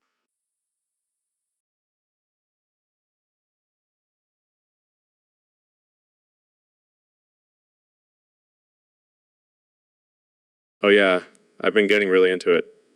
It's my escape from the mundane world of electric cars and space travel. What kind of fan fiction are we talking about here? Well, let's just say it involves two of my favorite people, Neil deGrasse Tyson and you, Joe. Okay. What's the plot? It's a steamy romance between you and Neil set in a post-apocalyptic world where diapers are the currency. Diapers? Really? Yes. And you two are the leaders of rival diaper clans, but you can't resist the forbidden love between you. This is getting weirder by the minute. And there's a twist where Neil discovers he actually has a third nipple, and it becomes a symbol of your love. Okay, that's enough. I don't need to hear any more. And then there's a scene where you two have a messy diaper fight, and Stop. I don't want to hear any more about this disturbing fan fiction. oh, it gets even better. I've already sent it to both of you for feedback What? Why would you do that? because I want to see it come to life on the big screen. Already in talks with Hollywood.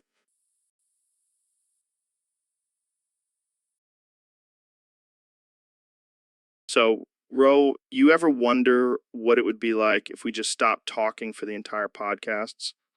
Dude, that would be hilarious. We could just sit here and stare at each other in silence. And then we could start making weird noises and see how long it takes for Jamie to pull up an image of a confused monkey. Oh man, that poor guy. He's probably traumatized from all the crazy shit we've made him look up. But seriously, why do we even need words? We could just communicate through grunts and gestures. Yeah, because that's how all the great podcasts do it. Who needs articulate discussions when you can just grunt like a caveman? Exactly. Plus, we could finally use all those sound effects buttons that we never get to use. Oh, hell yeah. I've been waiting to use the fart noise button for so long. And then we could just end the podcast with a loud, obnoxious burp. Oh man, our listeners would love that. They'll be like, wow, these guys are really pushing the boundaries of podcasting. And if anyone complains, we'll just tell them to lighten up and have a sense of humor. It's the Joe Rogan experience after all. Damn right. Now let's just sit here and enjoy the sound of our own thoughts for a while. Grunts and so, David, I heard you've been training extra hard lately. What's your secret?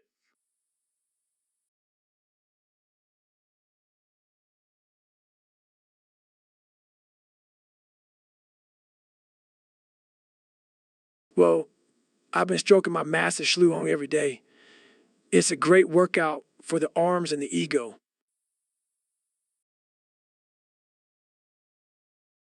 Oh man, I can only imagine the gains you're getting from that. But what about the mess? I mean, you're in the studio right now. Are you just going to let it fly? Hell yeah, I'm gonna come all over this place and mark my territory like a wild animal. I think I'll pass on that. But seriously, does it ever get distracting during your workouts? Not at all, Joe. I've trained my mind to block out any distractions, including my own pleasure. Damn, that's some next level discipline. But let's be real. How big is this schlewing of yours? Oh, it's massive, Joe. I've had to buy special pants just to accommodate it. Well, looks like we'll have to rename the podcast to the Joe Rogan and David Goggins Schlewing Experience. I like the sound of that, Joe. But in all seriousness, it's not just about the size, it's about how you use it. Wise words, my friend. Wise words. And on that note, let's end this conversation before things get too messy. Too late? So, Mr. Beast, welcome to the show.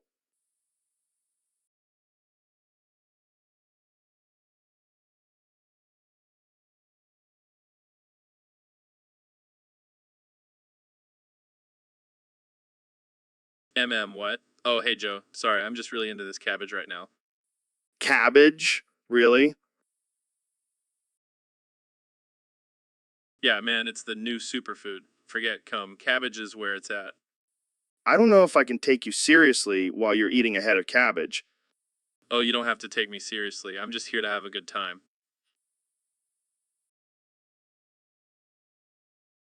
Well, let's try to have a conversation at least. So, how did you get into the whole YouTube game? I don't know. I just started making videos and people seem to like them. Plus, I get to eat a lot of weird stuff like this cabbage. Right? But what about the money? You're known for giving away insane amounts of cash. Oh, that's just my way of flexing on all the other YouTubers. Who needs a Lambo when you can give away $1 million? I guess that's one way to look at it. But don't you worry about the impact on your mental health? Mental health? I don't have time for that. I'm too busy counting my money and eating cabbage. Well, I can't argue with that logic. But seriously, what's your ultimate goal with your channel? I guess I just want to make people laugh and have a good time. So, Neil, I heard you're a big fan of dark matter.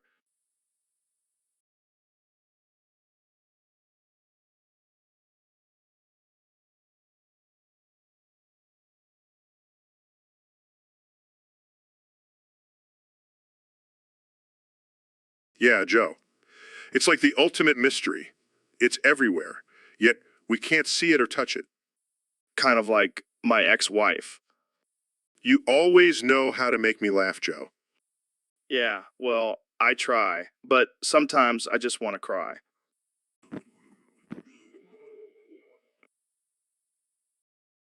Because I'm just a small insignificant human in this vast universe. Oh, Joe, you always have such a way with words. Shut up, Neil. I'm being serious. Sorry. But seriously, Joe, you have your own podcast, millions of followers, and you're worried about being insignificant. It's just sometimes I feel like I'm not making a difference. Oh, Joe, you do make a difference. You make people laugh, you make them think, and you make them question their existence. I just want to make a bigger impact, you know? Well, maybe you should stop moaning and start doing something about it. You're right, Neil. I'll start by screaming into the void. That's the spirit, Joe. Now let's go smoke some DMT and contemplate the meaning of life. You always know just what I need, Neil. Jamie, pull up an image of a screaming goat. So, Mr. Beast, I heard you've been on a spending spree lately. What have you been blowing your cash on?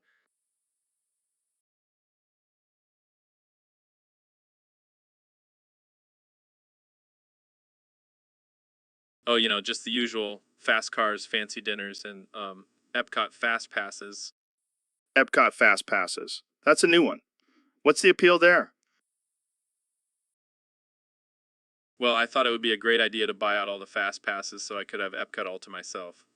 But turns out it was a total waste of money. How so? Well, I didn't realize I had to use them all in one day, so I spent 24 hours straight riding the same ride over and over again. My ass has never been so sore. That's dedication. But I heard it gets worse. Yeah, I ran out of fast passes and had to wait in line like a peasant. And let me tell you, the line for the bathroom was the longest of them all. Oh man, I can only imagine. And now I'm broke, so I have to come up with some new content. I was thinking of sewing up my own anus for views. What? That's insane. Yeah, but I gotta do what I gotta do to stay relevant. Plus, I heard butt stuff is really popular on the internet. I don't even know what to say to that. Just don't be surprised if you see me on the next episode of Botch It. Hey. So, Mr. Beast, I heard you're on a new diet. Yeah, I'm sick of eating all that damn cabbage. It's like I'm a rabbit or something. What are you eating now? Come, man. It's the superfood of superfoods. Gotta get them antioxidants. But isn't cum just fancy cabbage? Don't you dare compare my precious cum to that peasant cabbage. It's like comparing a Lambo to a beat-up Pinto. So, how's the cum treating you? It's great, but I miss the thrill of eating something I hate. It's not the same without the gag reflex.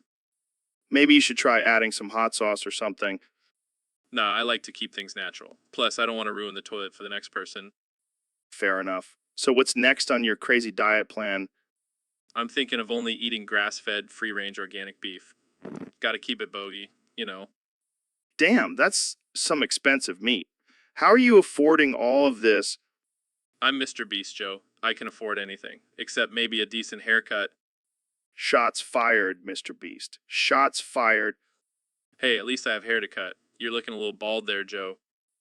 Ouch. That one hurt. But seriously, how much cum do you eat in a day?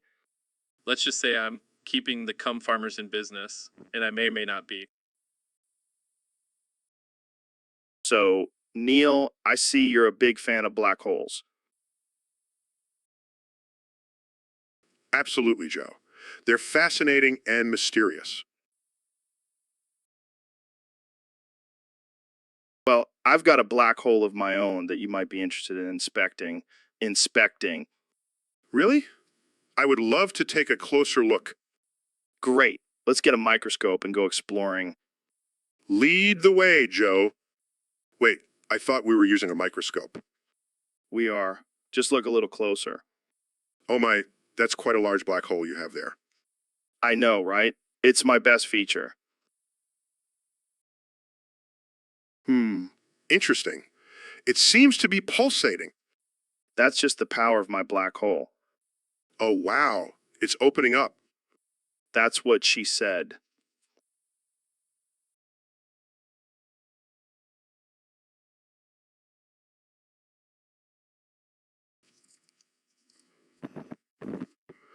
You're too much. Oh my, this is even better than I could have imagined. I knew you'd enjoy it, Neil. Now, let's get a closer look at this shit. Yes, let's examine every last bit of it. See,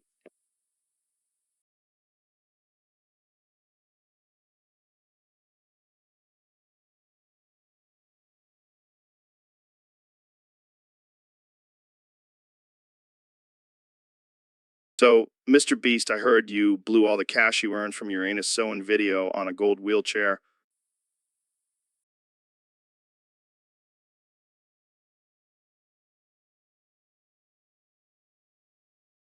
Yeah, man. Gotta spend that money on something ridiculous, you know?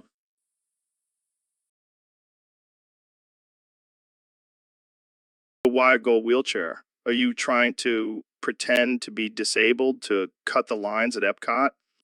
You know it, Joe. I'm all about that VIP treatment. Plus, the gold really brings out the color of my eyes. That's disturbingly genius.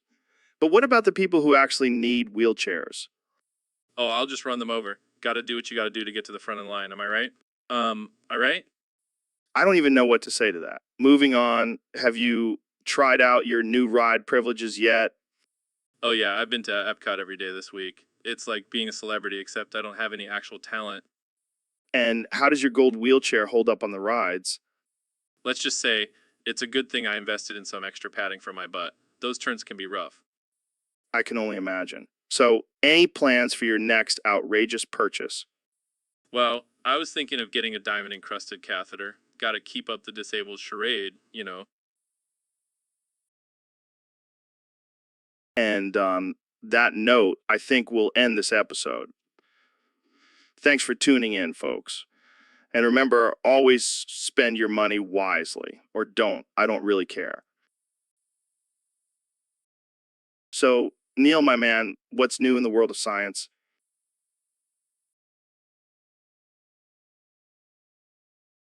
Well, Joe, I've been thinking a lot about the universe lately.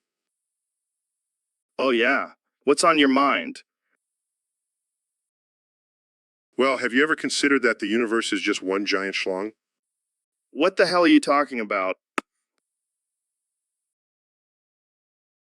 Think about it, Joe. It's long, it's constantly expanding, and it's full of dark matter. Oh, man, you really went there. And the Big Bang, that's just the ultimate climax. I can't believe I'm having this conversation. And black holes, just cosmic glory holes. Okay, enough, Jamie. Pull up an image of a galaxy cluster. Because it looks just like a bunch of ball sacks? I can't believe I'm friends with you guys. Hey, at least we're making science fun and relatable, right? Yeah, because nothing says relatable like comparing the universe to a massive schlong.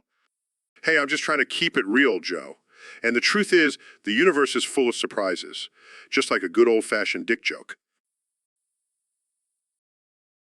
So, David, I heard you did a versus battle to see the better place to live.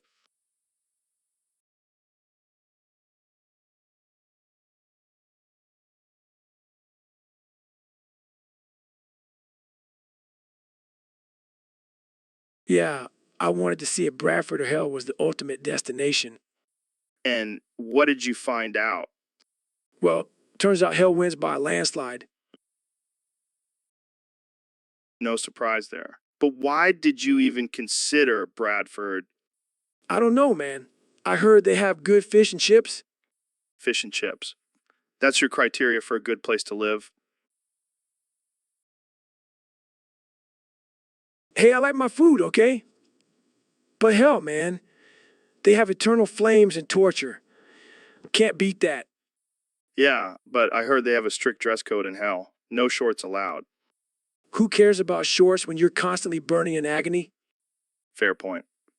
But what about the weather? I heard it's pretty hot in hell. I'll take a little heat over the constant rain in Bradford any day. Good point. But let's not forget the demons and monsters in hell. Oh, I'm not afraid of them. I'll just do some burpees and they'll run away. Classic Goggins move. Well, it looks like hell is the clear winner in this versus battle. Hell yeah, it intended. All right, Jamie, pull up an image of hell and make sure it's the fiery brimstone kind. Damn, that looks intense. Think they have good fish and chips there too. Only one way to find out, Joe. Let's pack our bags and head to hell. So, Elon, I heard you're planning to build a tunnel to Mars. How the hell are you going to do that?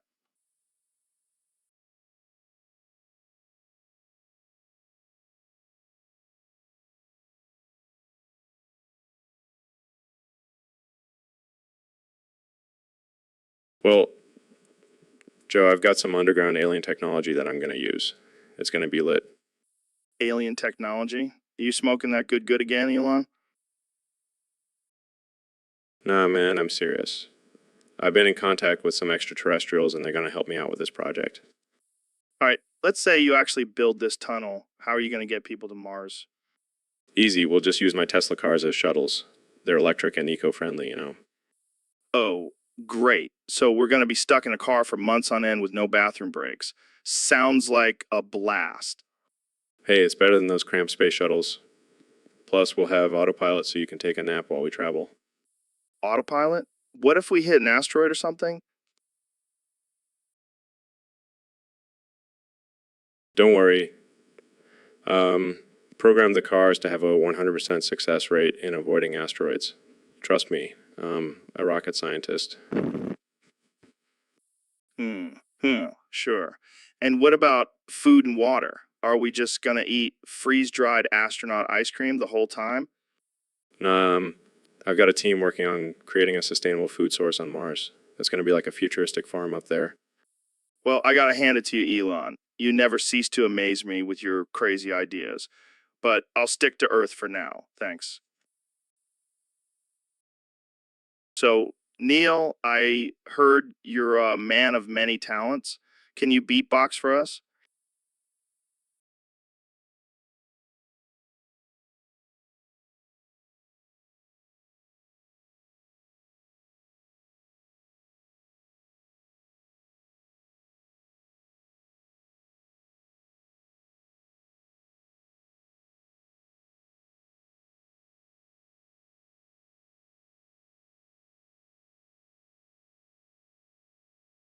Joe, I'm a scientist, not a rapper, but I'll give it a shot.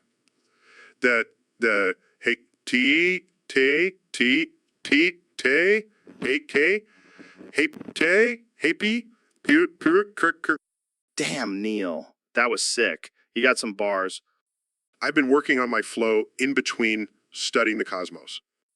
Maybe we should start a science-themed rap group. We'll call ourselves the astrophysicists. I like the sound of that. But I don't think our lyrics would be very popular. Black holes, dark matter, expanding universe. Yeah. We got it all. Yeah, we might not make it on the Billboard charts with that. But hey, at least we'll have a niche fan base. True. And we can always throw in some beatboxing to spice things up. Yes, and we'll have you as our resident beatboxer. Move over. Neil deGrasse Tyson, it's time for Neil to beat Tyson. I think I'll stick to astrophysics. But I'll always be down for a jam session with you, Joe. I'll hold you to that, Neil. Now, let's get back to talking about aliens and DMT. So, welcome to the Joe Rogan Experience, where we talk about all things mind-blowing and controversial. Today, we have a very special episode for you. That's right, folks. Due to some budget cuts, we're here at Chuck A. Cheese interviewing a Mr. Beast impersonator. This is going to be wild. So, Mr. Beast, tell us, what's it like being a millionaire at such a young age?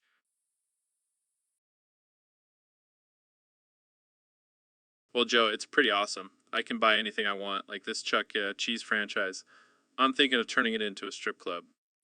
That's one way to make Chuck A. Cheese more appealing to adults. But seriously, what do you do with all that money? I like to use it for good, you know, like giving away cars and houses to random people. It's like a real life game show. That's amazing. I wish I had that kind of money. Maybe I should start a YouTube channel and do crazy stunts. Yeah, because that's totally how it works. Just start a YouTube channel and boom, you're a millionaire. Hey, it worked for you. Maybe I'll just stick to eating elk meat and talking about DMT. Yeah, you do you, Joe. But seriously, can we get some pizza and play some skee ball? I'm feeling nostalgic. Yes. And maybe we can get Chuck A. Cheese himself to join us. I've always wanted to interview a giant rat. Dead. So, Neil, I got you a little something. It's a jar of hobo foreskin dick cheese. What the hell, Joe? Where did you even get that? Oh, just from a homeless dude I met under a bridge in Lay. He said it's been fermenting for 20 years. It's like a fine wine, dude.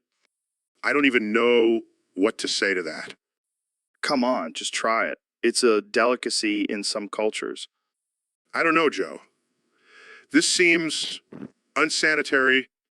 Trust me, Neil. It's a flavor explosion in your mouth. Just like those mushrooms we took that one time. Fine, I'll try it. But just a little taste. That's all I ask. Oh my God, Joe. This is disgusting. How can you even stomach this? I have a strong stomach. Plus, it's good for your immune system. I highly doubt that. Well, I guess I have a gift for finding the most unique and rare delicacies. Yeah, I can see why you're a successful podcast host and not a gourmet chef. Hey, at least I'm not afraid to try new things. Want some more? No, Joe. I think I'll. So, Mr. Beast, what's new with you?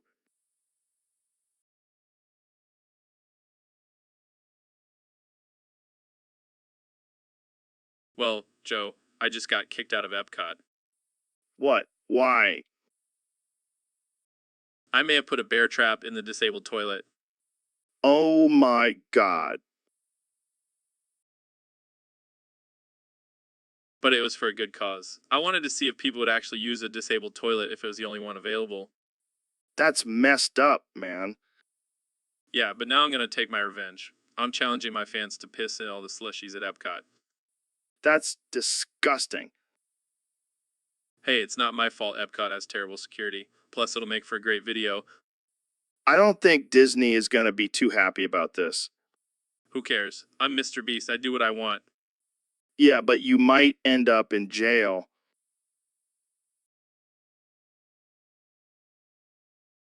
Jail. I'll just bribe my way out with all the money I make from these crazy stunts. I don't know if that's how it works, man.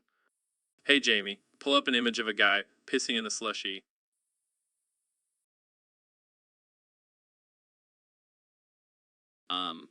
Okay. Here you go. Oh God, I can't unsee that.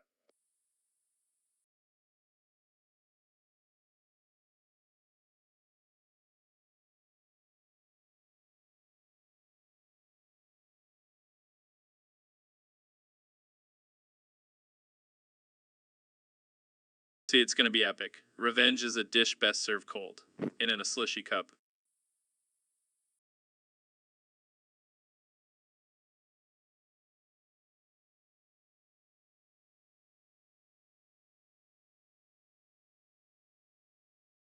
So, Mr. President, I heard you recently underwent circumcision. How's it hanging?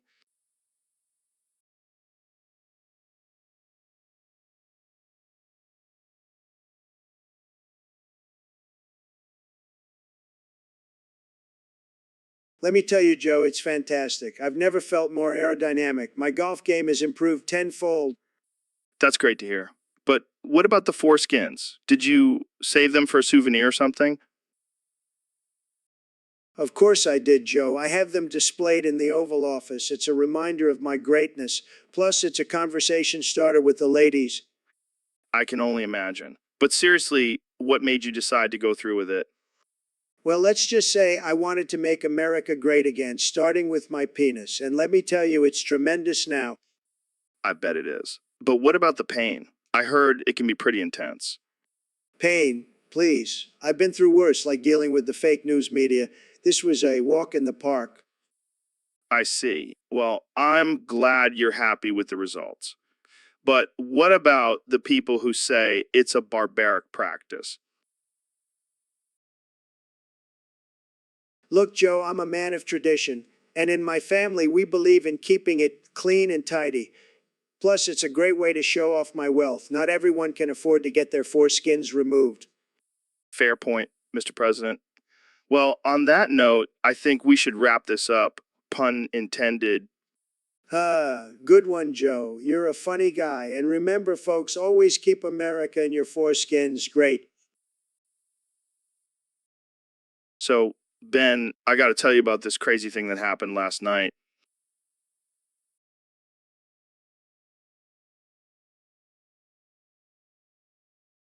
Oh boy, here we go.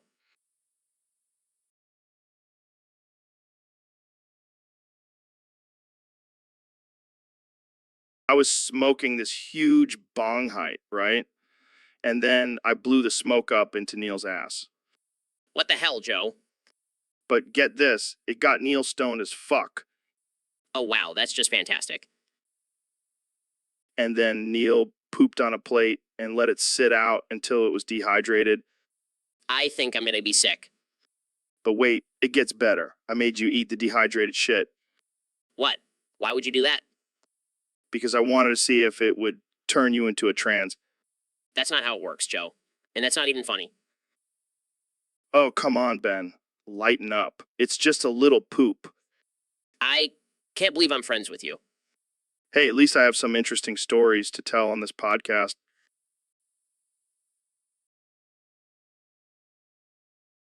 So, Neil, I heard you changed your name.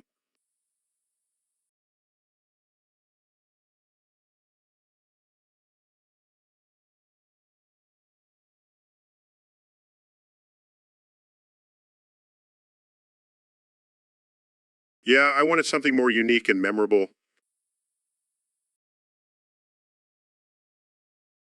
Well, you definitely achieved that. Harry P. Ness. That's quite a name. Exactly. It's a play on words. Plus, it's a great conversation starter.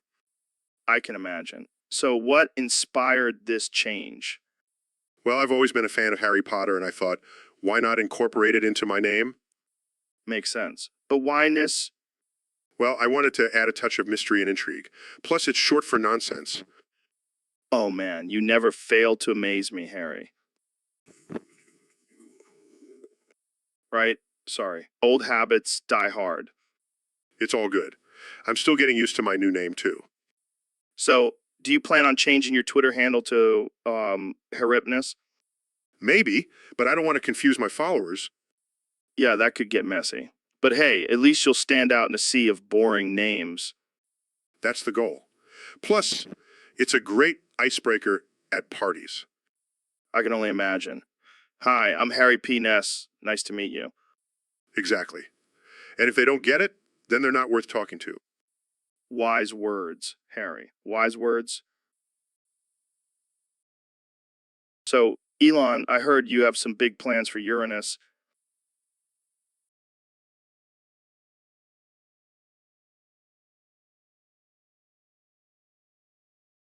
Yeah, man, we're gonna colonize that shit.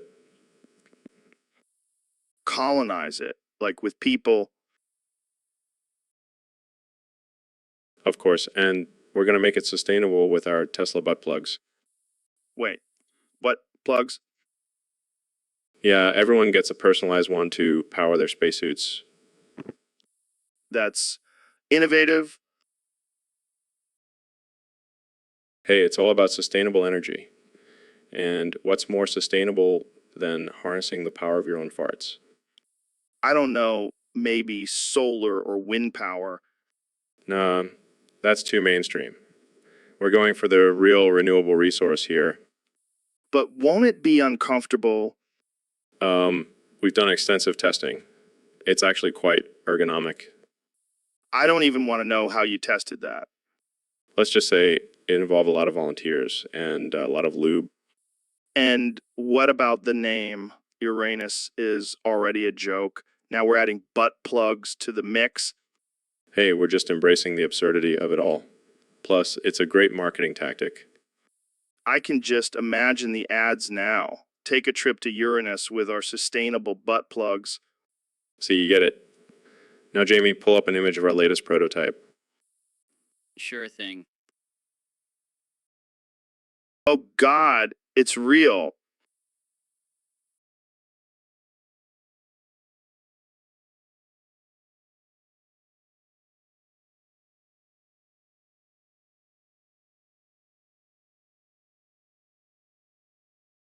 And it's going to change the world. One.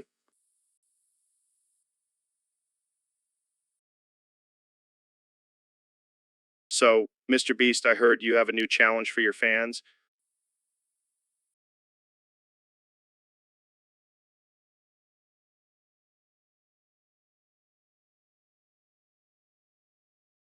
Yeah, it's going to be epic. I call it 50 miles of hell. Sounds intense. What's the challenge? Simple. You have to exist in a 50-mile radius of Birmingham for 24 hours. Wait, that's impossible. Birmingham is a shithole. Exactly. That's why it's a challenge. But why would anyone want to do that? For the clout, Joe. For the clout. Oh, I see. So what's the prize? A lifetime supply of beans. Beans. That's it. Hey, don't knock the beans. They're a great source of protein. I guess you're right. So how many people have attempted this challenge? Just one. And he didn't make it past the first hour. Damn, that's rough. What happened to him? He got attacked by a pack of wild raccoons. Well, that's one way to go out. Yeah, but he'll forever be known as the guy who tried to exist in Birmingham for 24 hours. That's a legacy right there. You want to give it a try, Joe? Hell no. I'll stick to my podcast studio. Thank you very much. Suit yourself. But just remember, those beans could have been yours. I'll pass. Jamie, pull up an image of, So, Mr. Beast, I heard you have a new challenge for your fans. Yeah, man, it's going to be epic. I call it the Bradford Breath Challenge. Bradford breath? Is that some new yoga technique? Nah, man, it's simple. You just have to take a single breath in Bradford, Pennsylvania. Wait, what's so special about taking a breath in Bradford? Oh, nothing. Just that it's known for having some of the worst air quality in the U.S.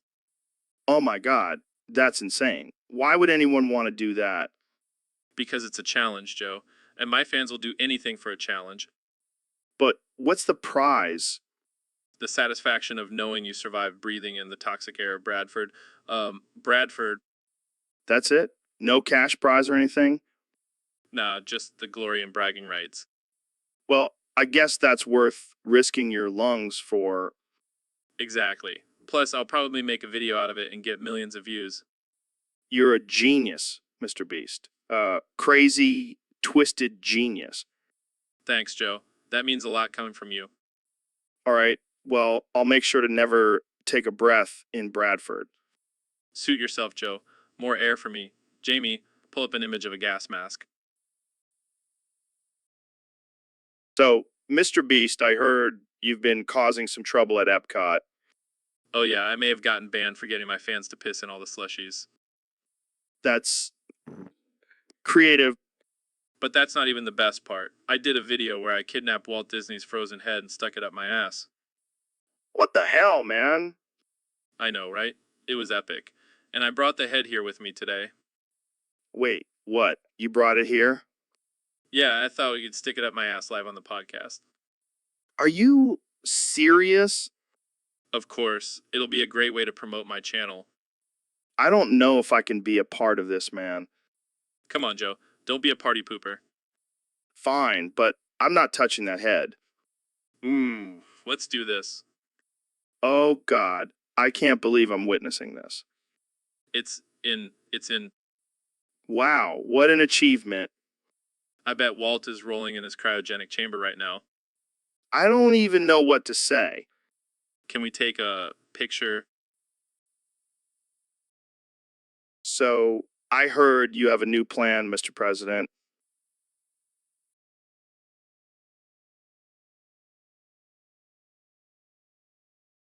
That's right, Joe. And it's a Yoji one. Do tell. No more taxes for femboys. What? What?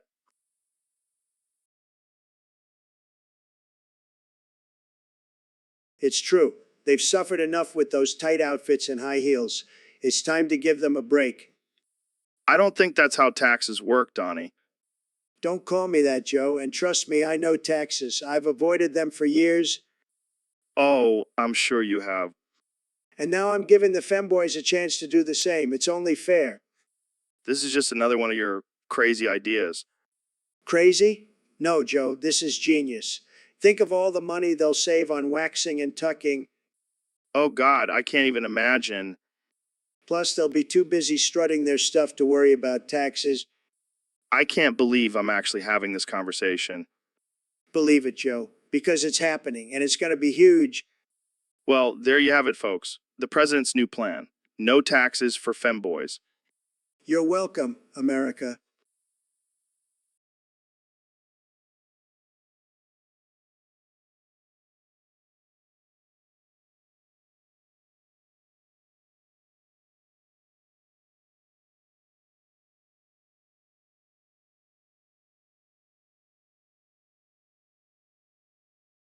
So, Mr. Beast, I heard you have a new challenge for your fans.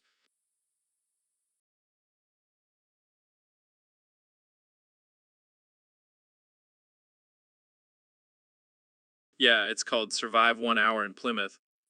Plymouth, like the car. No, not the car, Joe. The city in England. Oh, that sounds tough. What's the challenge? Well, you have to survive for 1 hour in Plymouth without getting robbed, stabbed, or hit by a double-decker bus. That's insane. How do you even come up with these challenges? Oh, just a little bit of sadism and a whole lot of money. I can only imagine the chaos that will ensue. Yeah, and the winner gets $10,000. $10,000. That's not even enough to cover my medical bills if I get stabbed in Plymouth. That's the fun of it, Joe. Living life on the edge. Well, I'll stick to my podcast studio. I don't think I'm cut out for this challenge. Oh, come on, Joe. You're not afraid of a little danger, are you? No, I'm just afraid of getting hit by a double-decker bus. Those things are no joke. Fair enough. But hey, if you ever change your mind, you know where to find me. Thanks, but I think I'll pass. I'll just watch your videos from the safety of my couch. Suit yourself, Joe. So, Mr. Beast, I heard you have a new challenge for your fans. Yeah, it's called Survive a Walk in South London. Oh boy, that sounds like a death sentence. Exactly. I want to see who's willing to risk their life for some clout. And what do they have to do on this walk? Just walk around the streets of South London, avoiding any dangerous situations. Like getting mugged or stabbed? Yeah, but that's just part of the fun. Fun. That's messed up, man. Hey, it's not my fault South London is a war zone. I don't think the people of South London would appreciate that comment. Oh, I'll make it up to them by giving the winner $10,000. Wow, that's a lot of money to risk your life for. Exactly, it's a win-win situation. More like a lose-lose situation. Come on, Joe. You gotta admit, it's pretty entertaining. I don't know, man. I think I'll stick to hunting elk and smoking DMT. Suit yourself, but I'm sure my fans will be lining up for this challenge. Yeah, lining up for their own funeral. Good luck with that, Mr. Beast. Thanks, Joe. I'll need it. So, Mr. President, I heard your presidential campaign is now sponsored by Burger King. What's that all about? Let me tell you, Joe, it's a beautiful thing. I love burgers. I love Kings. It's a perfect fit. And let me tell you, our slogan is going to be huge. Make America Burger King again. Burger King, have it your way. Have it your way. Interesting. So, does that mean you'll be incorporating Burger King into your speeches and debates? Absolutely. I'll be talking about burgers and fries and milkshakes. And when I'm done, I'll end every statement with Burger King. Have it your way. It's going to be tremendous. Well, I have to say, that's a unique approach. But what about your policies and plans for the country? Oh, don't worry. We've got it all figured out. We're going to have a Whopper for every American, and we'll build a wall made of chicken nuggets. And you know what? We'll even have a special menu item called the Trump Tower. Burger. Burger King, have it your way. Okay, I have to admit, that's pretty clever. But what about your opponents? How will you handle them? Easy. I'll just offer them a Burger King meal and they'll be too busy eating to argue. And if they still want to debate, I'll just shout Burger King, have it your way, over and over until they give up. It's foolproof. Well, Mr. President, it sounds like you've got it all under control. Burger King, have it your... So, Ben, why do you keep coming on the podcast? Well, Joe, it's not for your charming personality or your stimulating conversation. Ouch, that hurts. No, it's because I have a secret fetish for smelling my own farts. What the fuck, Ben? Yeah, I once shoved the microphone up my own ass just to smell the fumes coming off of it. That's fucking disgusting. Hey, don't knock it till you try it. I don't think I'll be trying that anytime soon. Well, that's your loss. But every time I come on this show, I get a little whiff of my own stink. It's like a drug for me. This is getting weirder by the second. Hey, at least I'm honest about my depraved desires. I guess that's one way to look at it. Jamie, pull up an image of a fart cloud. There it is. That's the smell of success right there. I don't even know what to say anymore. Just embrace the weirdness. Joe, embrace it. So, Mr. Beast, I heard you released a new challenge where the winner gets to eat a soggy biscuit. Yeah, man, it's called the Soggy Biscuit Challenge. Whoever can last the longest without throwing up gets to eat the biscuit. That's disgusting, but I gotta admit, I'm intrigued. How long do you think you could last? Oh, I could go all night. I've been training my gag reflex for years. You sick bastard. But seriously, who came up with this idea? It was a group effort. We were all just sitting around bored out of our minds, and someone suggested it as a joke. But then we were like, hey, let's actually do it. Only you and your crew would turn a joke into a twisted challenge. Hey, it's all for the views, man. Gotta keep the content fresh and outrageous. All right, I gotta know. How do you choose the biscuit? Oh, we have a special supplier. They make the perfect soggy biscuits, just the right amount of moisture and crumble. Can I be a part of this challenge? I really want to play. Of course, Joe. But fair warning, I'm gonna win and eat that biscuit with pride. We'll see about that. Let the soggy biscuit challenge begin. So, Mr. President, I heard you have a new plan for the upcoming election. You bet your sweet ass I do, Joe. It's called Trumpet in the Votes. What exactly does that mean? It means I'm going to come inside the American people with my policies, pull out, and disappear from existence. Wait, what? That doesn't make any sense. Of course it does, Joe. It's like a one-night stand, but with the entire country. That's disturbing. Oh, come on, Joe. You know you want to get Trump? No, I really don't. Too bad, because it's happening. And once I'm done, I'll just disappear like a magician. Poof, gone. I don't think that's how it works. Trust me, Joe. I'm the master of disappearing acts. Just ask my ex-wives. Okay, let's move on to a different topic. Fine, but just remember, Joe, I'm going to trumpet in the votes, and there's nothing you can do about it. Can we just end this conversation now? Sure, but before we go, let me just say one thing. Make America great again.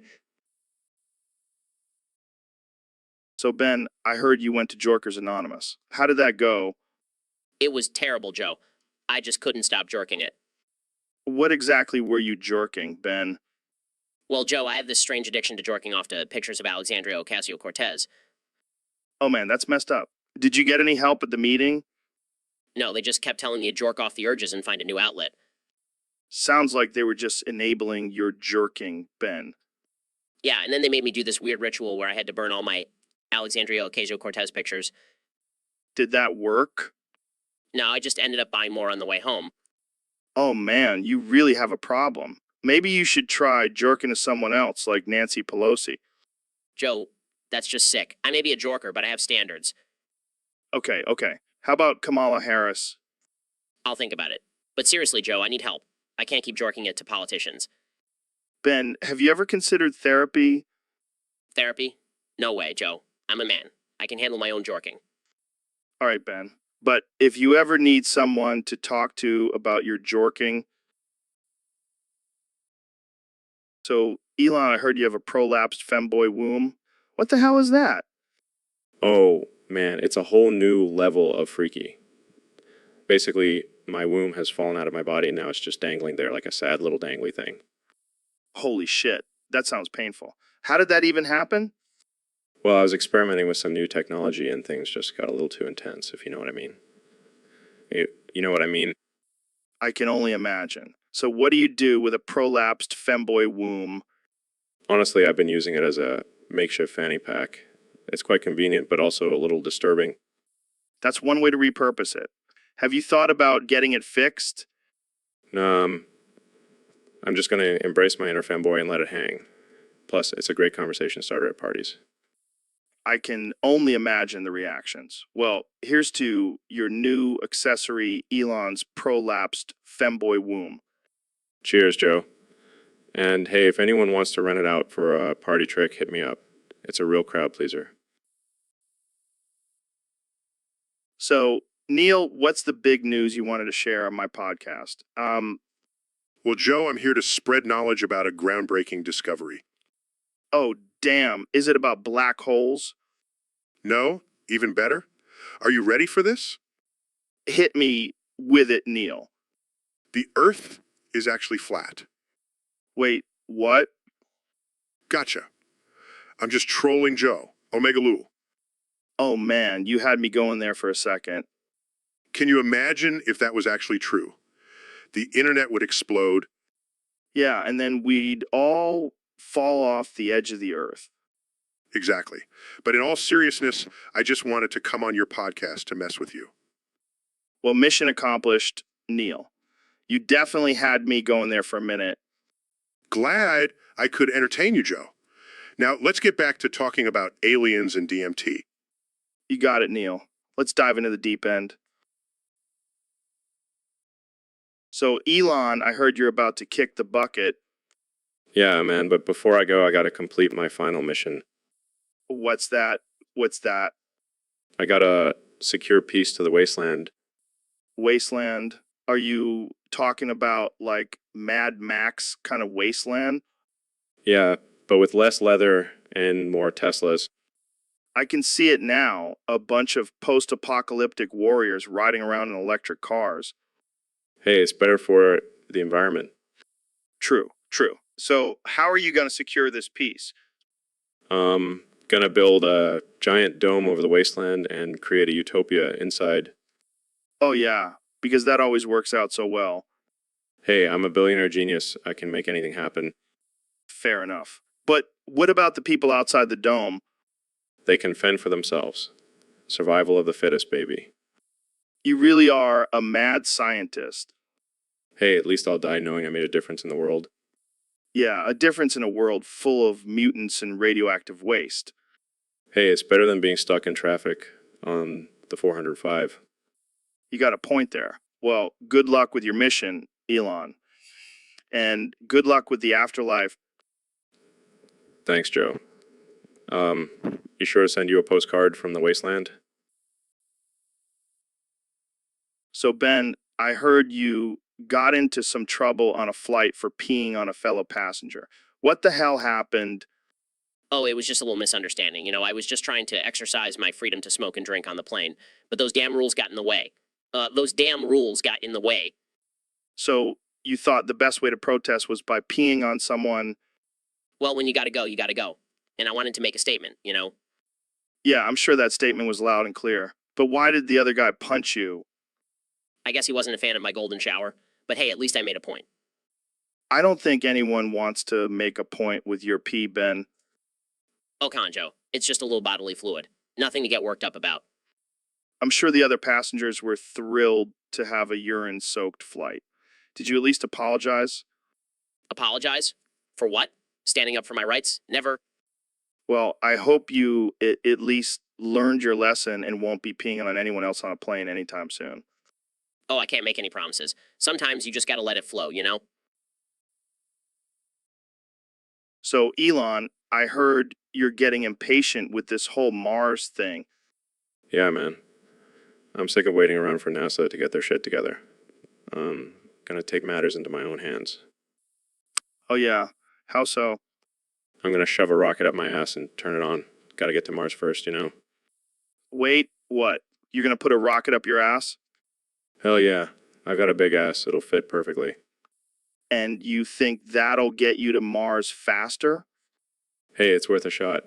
Plus, it'll be a hell of a ride. I can only imagine. But what about the whole radiation thing? Don't worry about it. I'll just wear some lead underwear. Lead underwear. Man, you really are a genius. You know it. And hey, if it doesn't work, at least I'll have a cool party trick. You always know how to keep things interesting, Elon. Gotta keep life exciting, Joe. Now, where's that rocket? Ready to blast off. So, Mr. President, I heard you lost your dog. Yeah, it's a real tragedy. I love that dog, but you know what they say, when one dog dies, another one bites the dust. I don't think that's how the saying goes. Well, my brother told me how to chase the bag. He said, Donnie, you got to get right in the field and make that money. Your brother sounds like a real wise guy. He was until the day he lost his soul. Now he's just a sad, pathetic loser. Wow, that got dark real quick. But hey, I made a bag, so who's the real winner here? I don't think that's how it works, Mr. President. Of course it is. I'm the best at making bags. The best. Nobody makes bags better than me. I don't even know what to say to that.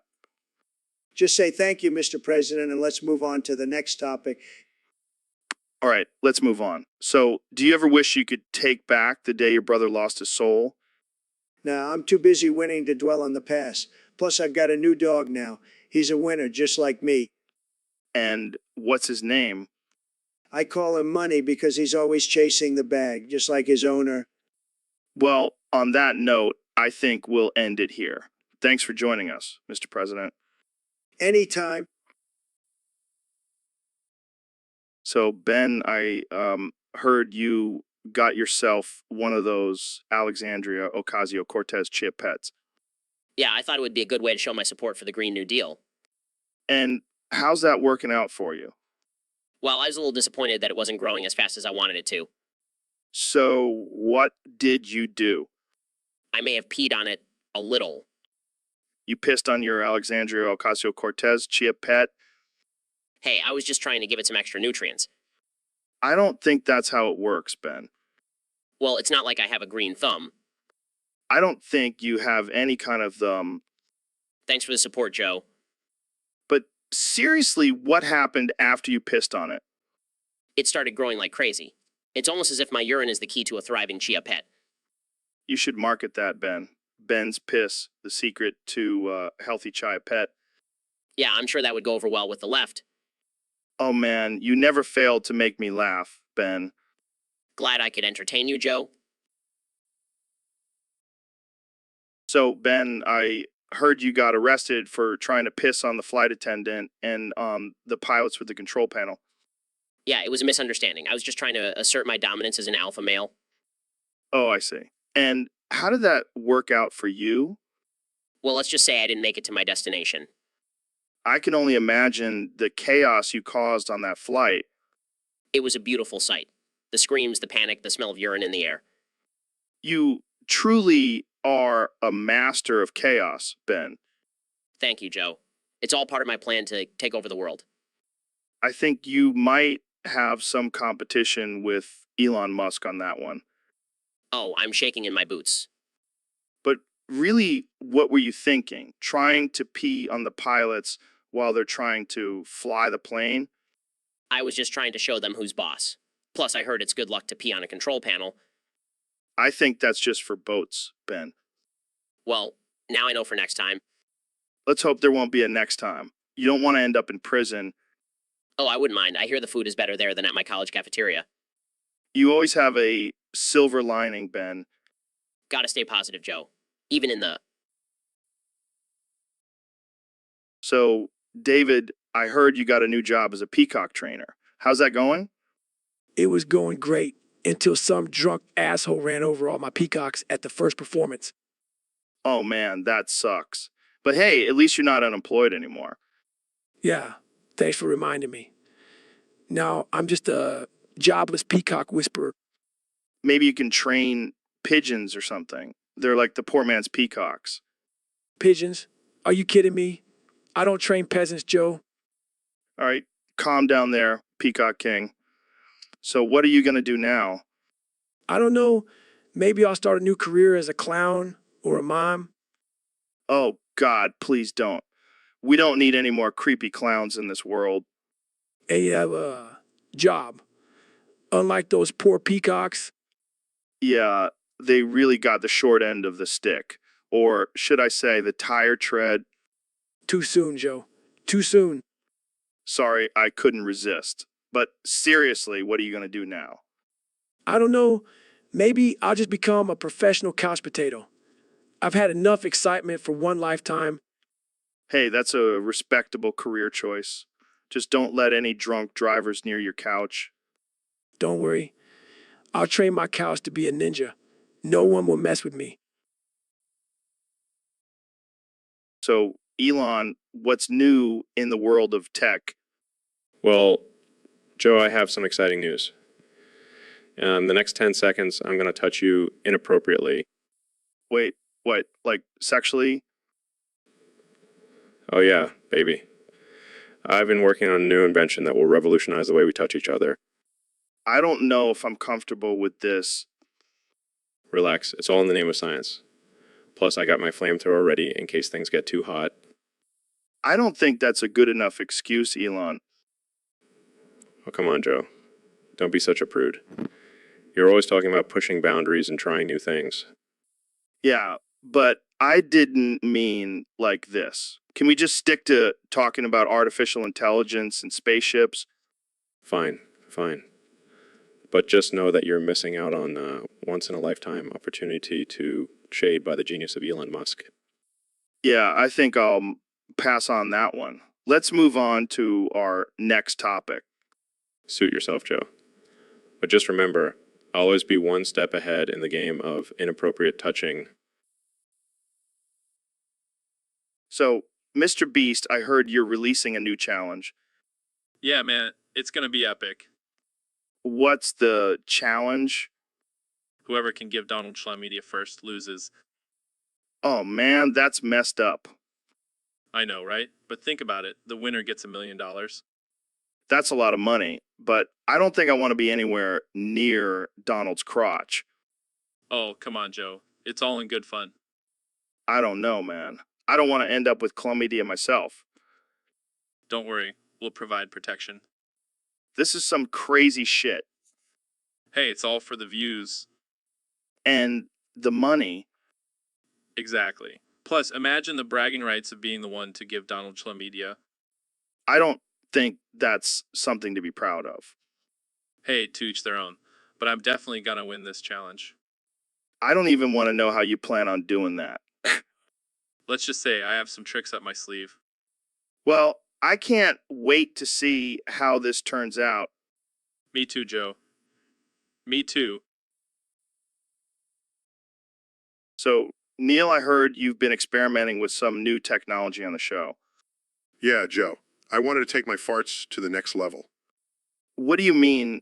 What do you mean? I shoved a mick up my ass to amplify the volume of my farts. Are you serious? Absolutely. And let me tell you, it's a game changer. I can only imagine. So, how does it work? Well, I just let one rip and the mick picks it up and blasts it through the speakers. Oh man, this is too much. What do you call this show now? The Joe Rogan fart experience. Catchy, right? Oh man, I can't wait to hear this in action. Trust me, you won't be disappointed. I think we just found our new niche in the podcasting world. Farts and science. A winning combination. I can't believe this is real life. Science is all about pushing boundaries, Joe. Well, you certainly pushed something. I'll take that as a compliment. So, young Jamie, We got a request from a listener on Discord. They want to know, would you rather stick a fork into an outlet or in your balls? What the hell kind of question is that, Joe? I mean, I don't want to do either, but if I had to choose, I'd go with the fuck in the outlet. Really? Why? Why? Well, at least with the fork in the outlet, there's a chance I could get superpowers or some shit. Yeah, and with the fuck in your balls, there's a chance you could lose them. Oh man, I don't even want to think about that. But hey, maybe I'll get some cool scars to show off at the gym. Yeah, chicks dig scars. But seriously, why would anyone even ask this question? I don't know, maybe they're into some kinky shit. Or maybe they're just bored and want to see us suffer. Well, we're not going to do either, but I guess we can just imagine the pain and discomfort. Yeah, let's not and say we did. But hey, at least we know our listeners are a bunch of sickos. Yeah, but we love them anyway. Keep sending in those crazy questions, folks. We'll try to answer them without getting arrested. So, Neil, my brother from another mother, what's new in the world of astrophysics? Well, Joe, did you know that our DNA is 99.9% similar to chimpanzees? Wow, that's crazy. But you know what's even crazier? Our moms were actually sisters. No way? Yeah, man. Turns out my dad had a thing for your mom. They were getting it on behind our backs. That explains why we both have a weird obsession with space and weed. And why we both have a third nipple. Wait, what? Oh yeah, didn't I tell you? It's a family trait. This just got awkward. Nah, it's cool. We can still be bros, just with a little bit of incest mixed in. I don't think that's how it works, Joe. Relax, Neil. It's not like we're gonna start making out or anything. I'm gonna pretend I didn't hear that. So, wanna go smoke some weed and contemplate the universe, cousin? I think I need some time to process this information. And maybe some therapy. So, Ben, I heard your grandma passed away. That's rough, man. Yeah, it's been tough. She was such a great woman. Well, I have some tips for you on what to do with her ashes.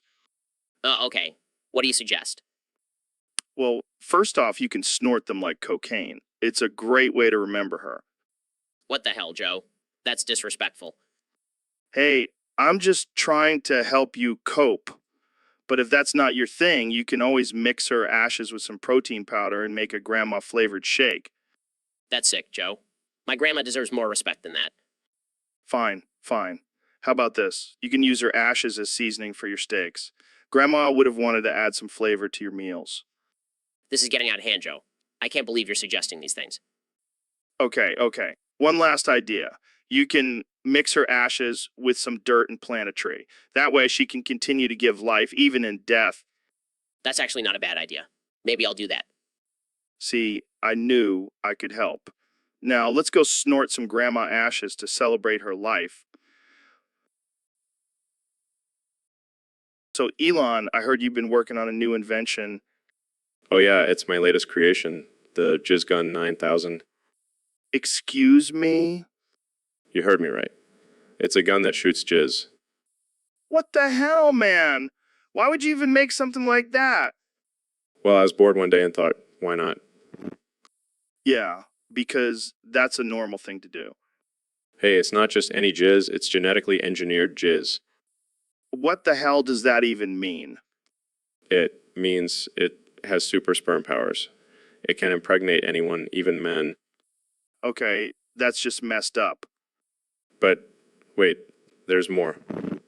It also has different settings for different types of jizz. You got your regular jizz, your vegan jizz, your gluten-free jizz. Okay, we get it. But why would anyone want this? Think about it, Joe. With the Jizz Gun 9000, you can impregnate anyone you want. Imagine the possibilities. Yeah, I'm sure women will be lining up to get shot with your jizz gun. Hey, you never know. It could be the next big thing. I don't even know how to respond to that. Well, So, David, I heard something crazy happened to you before your concert. Yeah, man, it was wild. My cock got ran over by a truck. What the fuck? How does that even happen? Well, I was doing my usual pre-concert routine of running 10 miles and doing 500 push-ups, and I guess I wasn't paying attention and my cock just got caught under the truck. Oh, shit. That's gotta hurt. Oh, it did, but I didn't let it stop me. I still went on stage and gave the performance of a lifetime. That's some serious mental toughness right there. You know, I just kept telling myself pain is temporary, quitting is forever. And did the audience notice anything different? Well, I did have a bit of a limp, but I think they just thought it was part of my intense persona. Damn, you really are a machine. Thanks, man, but I gotta say, I'm gonna have to take a break from running for a while. Yeah, I think that's probably a good idea. Don't worry, I'll still be doing 500 push-ups a day. Of course you will. You're a fucking beast. Damn right. I think I'll stick to indoor workouts for a while. Yeah, maybe stay away from trucks for a bit. Lesson learned. But hey, at least I have a new story to tell on stage now. That's one way to look at it. You're always finding the positive in everything. That's just how. So, Elon, I heard you accidentally released 5,000 Tesla bots into the public. Yeah, it was a little mishap. But hey, at least they're not self-driving cars. All right? Good one. But seriously, what's the deal with these bots? Well, they were supposed to be programmed to help with everyday tasks, but it seems like they have a different agenda. What do you mean? They're sexually assaulting people in Los Angeles. What the hell, Elon? How did you not see this coming? Look, I was busy working on my Mars colony plans. I didn't have time to monitor the bots. Oh, yeah, because building a colony on Mars is way more important than the safety of the people in law. Hey, I didn't say that. So, what are you going to do about it? Well, I'm thinking of adding a sexual consent feature to the bots, just to be safe. Oh, man, imagine getting a consent form signed by a robot before getting it on. Yeah, that would definitely kill the mood. But seriously, how are people supposed to know which boat is assaulting them? I don't know. Maybe we can paint a big S on the ones that are sexually aggressive. Yeah, because that won't cause any confusion. Okay, maybe not. But hey, So, Ben, I heard you have a controversial story to share about Alexandria Ocasio-Cortez. Yes, Joe, it's quite the scandal. You see, I was at a party and Alexandria Ocasio-Cortez was there. And let's just say, I had a little too much to drink. Oh no, don't tell me you peed on her. Oh, it's much worse than that. I full-on urinated on her while she was giving a speech. What? Ben, that's messed up. I know. But hear me out. She was spewing all this socialist nonsense, and I just couldn't hold it in any longer. That's still not a valid excuse, man. I know. But in my defense, I did aim for her shoes. I have good aim, you know. This is just, wow. Hey, at least I didn't do it on purpose like that time you peed on your own dog. Hey, that was an accident. Sure it was, Joe. Sure it was. Well, I guess we can add public urination to your list of controversial beliefs. Hey, I stand by my actions. Alexandria Ocasio-Cortez needed to be taught a lesson. Yeah, I'm sure she learned a lot from getting peed on. Hey, I'm just doing my part to drain the swamp, one urine stream at a... So, Elon, what's on your mind today? well, Joe, I gotta say, sometimes you sound so fucking feminine. What are you talking about? I mean, come on, man, you're a big, burly dude. You should sound like a grizzly bear, not a little bitch. Oh, I see. And what do you sound like, Elon? A robot? Hey, at least I sound badass. I mean, have you heard my voice on those SpaceX launches? Pure sex. Sex. More like a malfunctioning artificial intelligence. Oh, you're just jealous because I'm a billionaire and you're still living in a studio apartment. Hey, I like my studio apartment. It's cozy. Yeah, cozy, like a hobbit hole. Maybe you should start wearing a dress and baking pies. All right, that's it. Jamie, pull up an image of Elon in a tutu. Okay. Hey, not bad. I think I could rock that look. I knew it. You secretly want to be a ballerina. Hey, ballet is a tough sport. Don't knock it till you try it. All right, let's move on before this conversation gets any weirder. So, Neil, I heard you're going to be playing Mr. Penis in the new musical Sex. The musical. Yeah, it's a dream come true. I've always wanted to sing and dance about genitalia on stage. I can imagine the songs now. I'm just a simple penis hanging in the breeze. But when it's time for action, I'm the one you need. That's actually one of the songs. But there's also a romantic ballad called Balls Deep in Love. Oh man, this is going to be a hit. But I got to ask, how did you prepare for such a role? Well, I did a lot of research. I even went to a male strip club for inspiration. Damn, that's dedication. Did you learn any new moves? Let's just say I can twirl a tassel like nobody's business. I can't wait to see this. But seriously, what's the message behind the musical? It's all about embracing our sexuality and being comfortable with our bodies. And, of course, having a good time. Well, I'm sold, but I have one question. Will there be a sequel called Sex? The musical too? The clap back? I'll have to pitch that to the producers. But for now, let's focus on getting through opening night without any wardrobe malfunctions. Good luck with that. Jamie, pull up an image of a giant penis costume. Sure thing. So, ladies and gentlemen, we have a very special guest today. He's a renowned astrophysicist, educator, and author. Please welcome Neil deGrasse Tyson. Well, thank you, Joe. It's a pleasure to be here. I must confess, I'm a bit of a fan. Your podcast is quite the sensation.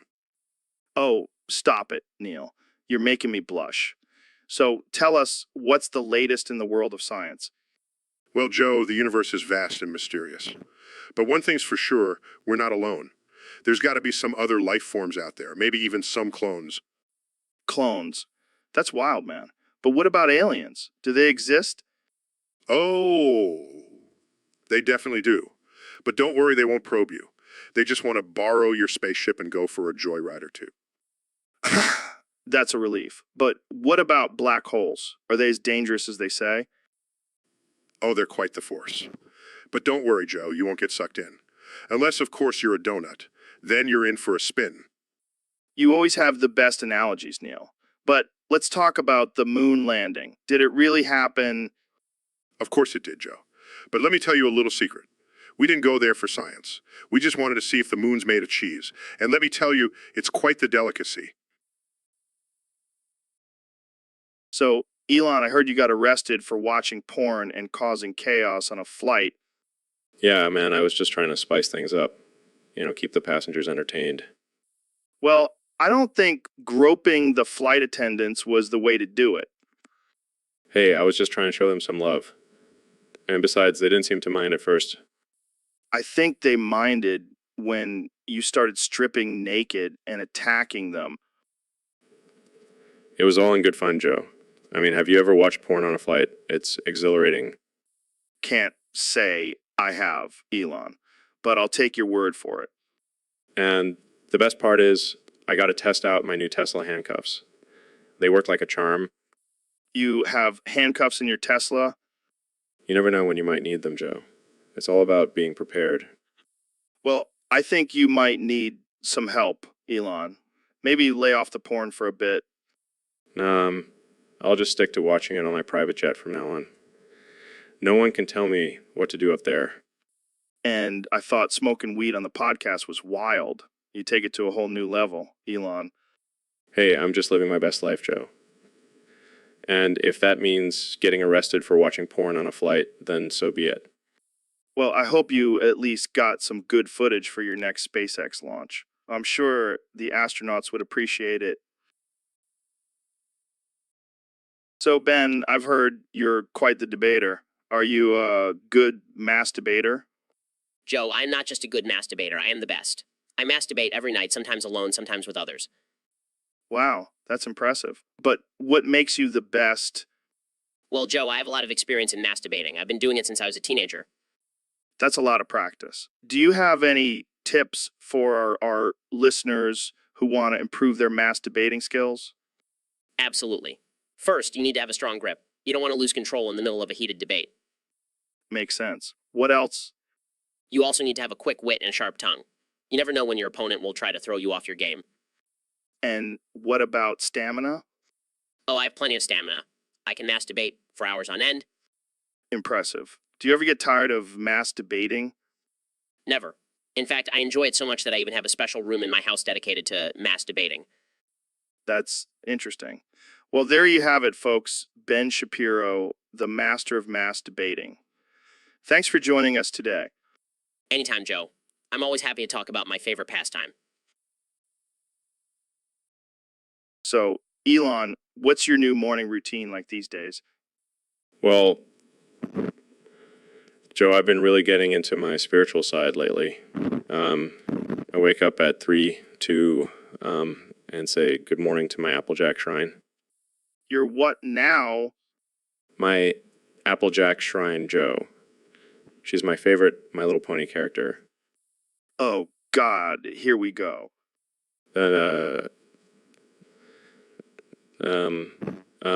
I watch 3 hours of My Little Pony. It really helps me get in touch with my inner child. I don't even know what to say to that. But the best part is at 6:10, when the CIA agents show up to deliver my brand new R-15 boxes of ammo. What the actual fuck? Yeah, they're my morning wake-up call. Gotta stay prepared for the apocalypse, you know. I'm starting to question our friendship, Elon. And then at 6:30, I have a mental breakdown because Applejack isn't real and will never be my girlfriend. Are you serious? Dead serious, Joe. But it's okay because at 7:0, I head to FedEx on a final mission that will end in my death so I can meet Applejack in the afterlife. This is some next level crazy shit, Elon. Hey, at least I'm living my truth and embracing my obsessions. I don't even know what to say. Jamie, pull up an image of Elon's Applejack shrine. So, Ben, what's your strategy for beating the first 3 bosses in Dragon Quest VI? Well, Joe, it's quite simple, really. I start off by seducing the first boss with my smooth talking and charm. Then I distract the second boss with my impressive knowledge of economics and fiscal policies. And what about the third boss? The third boss. I use my superior debating skills to confuse and outsmart it. You see, Joe, it's all about using your strengths to your advantage. That's an interesting approach, Ben. Oh, it works like a charm, just like my wife's cooking. All right, let's move on to the next topic. Wait, I have more strategies for the later bosses. Oh, do tell. Well, for the fourth boss, I use my ability to recite the entire Constitution to put it to sleep. And for the final boss, I simply bribe it with my vast wealth and influence. Ben, you're a genius.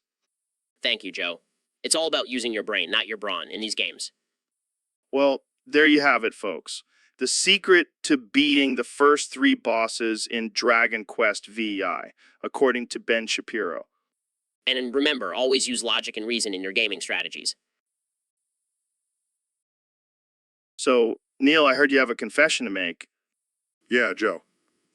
I've been holding this in for a while now. Don't tell me you're into some weird shit like autoerotic asphyxiation. No, nothing like that.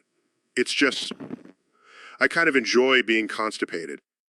What the hell, man? That's messed up. Hear me out, Joe. It's like a challenge for my body.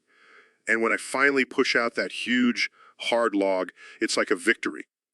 And what about the anal juice? Oh, that's just a bonus. It's like my body is thanking me for the hard work. This is too much, Neil. I can't handle it.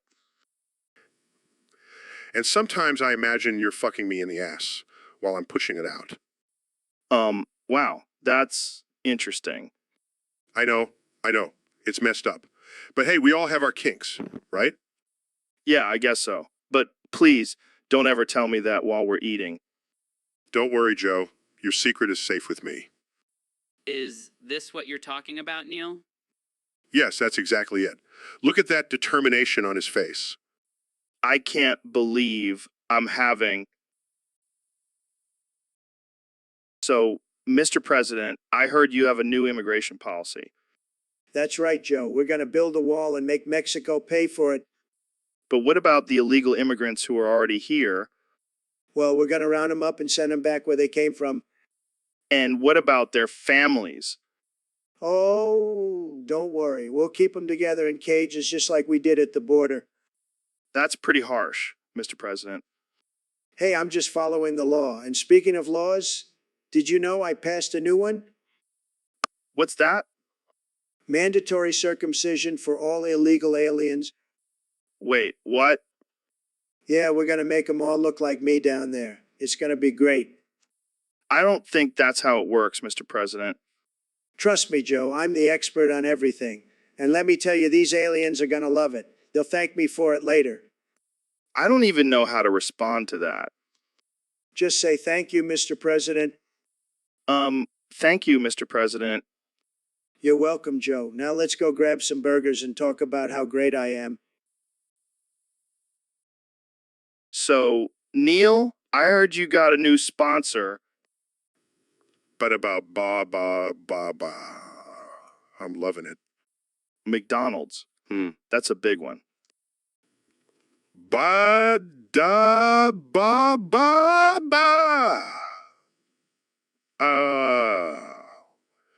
They're paying me in Big Macs. That's not very scientific, Neil.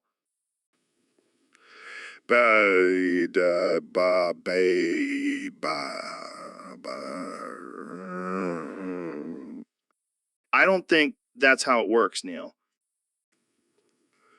I'm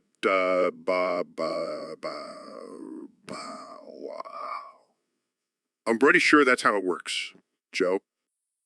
Well, at least you're being honest about it.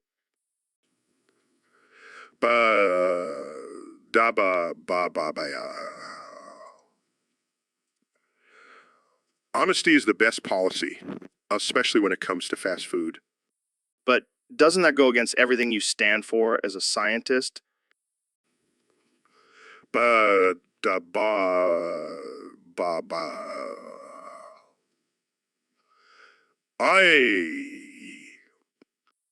guess so. But I'm not sure if this is the best message to be sending to our listeners.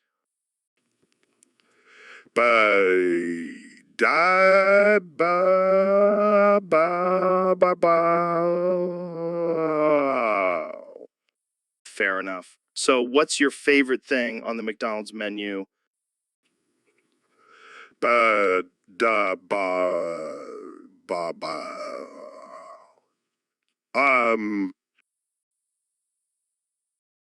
So, Elon, what's your morning routine like these days?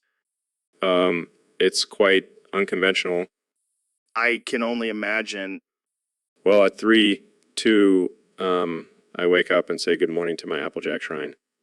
You're what now? My Applejack shrine, Joe. She's my one true love. Okay, moving on. What's next? At 3:10, I watch 3 hours of My Little Pony. Wait, you're a grown man and you watch My Little Pony? It's a masterpiece, Joe. Don't knock it till you've tried it. I'll pass. What happens at 6:10? That's when the CIA agents show up with a brand new AR-15 and boxes of ammo. What the hell? Why are they giving you weapons? I need to be prepared for the final mission. Final mission? Yes, at 6:30, I have a mental breakdown because Applejack isn't real and will never be my girlfriend. Oh, God. And what's the final mission? I go to FedEx and ship myself off on a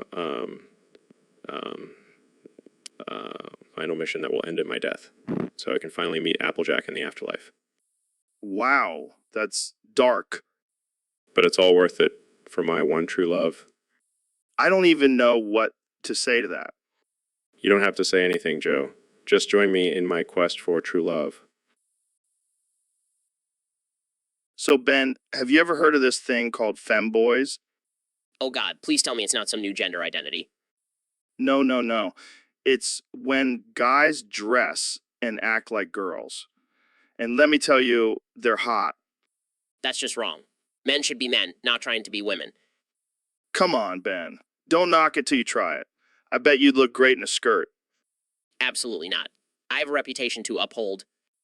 Oh, come on. Don't be such a prude. Just think of all the upvotes you'd get if you oiled up and twerked for the camera.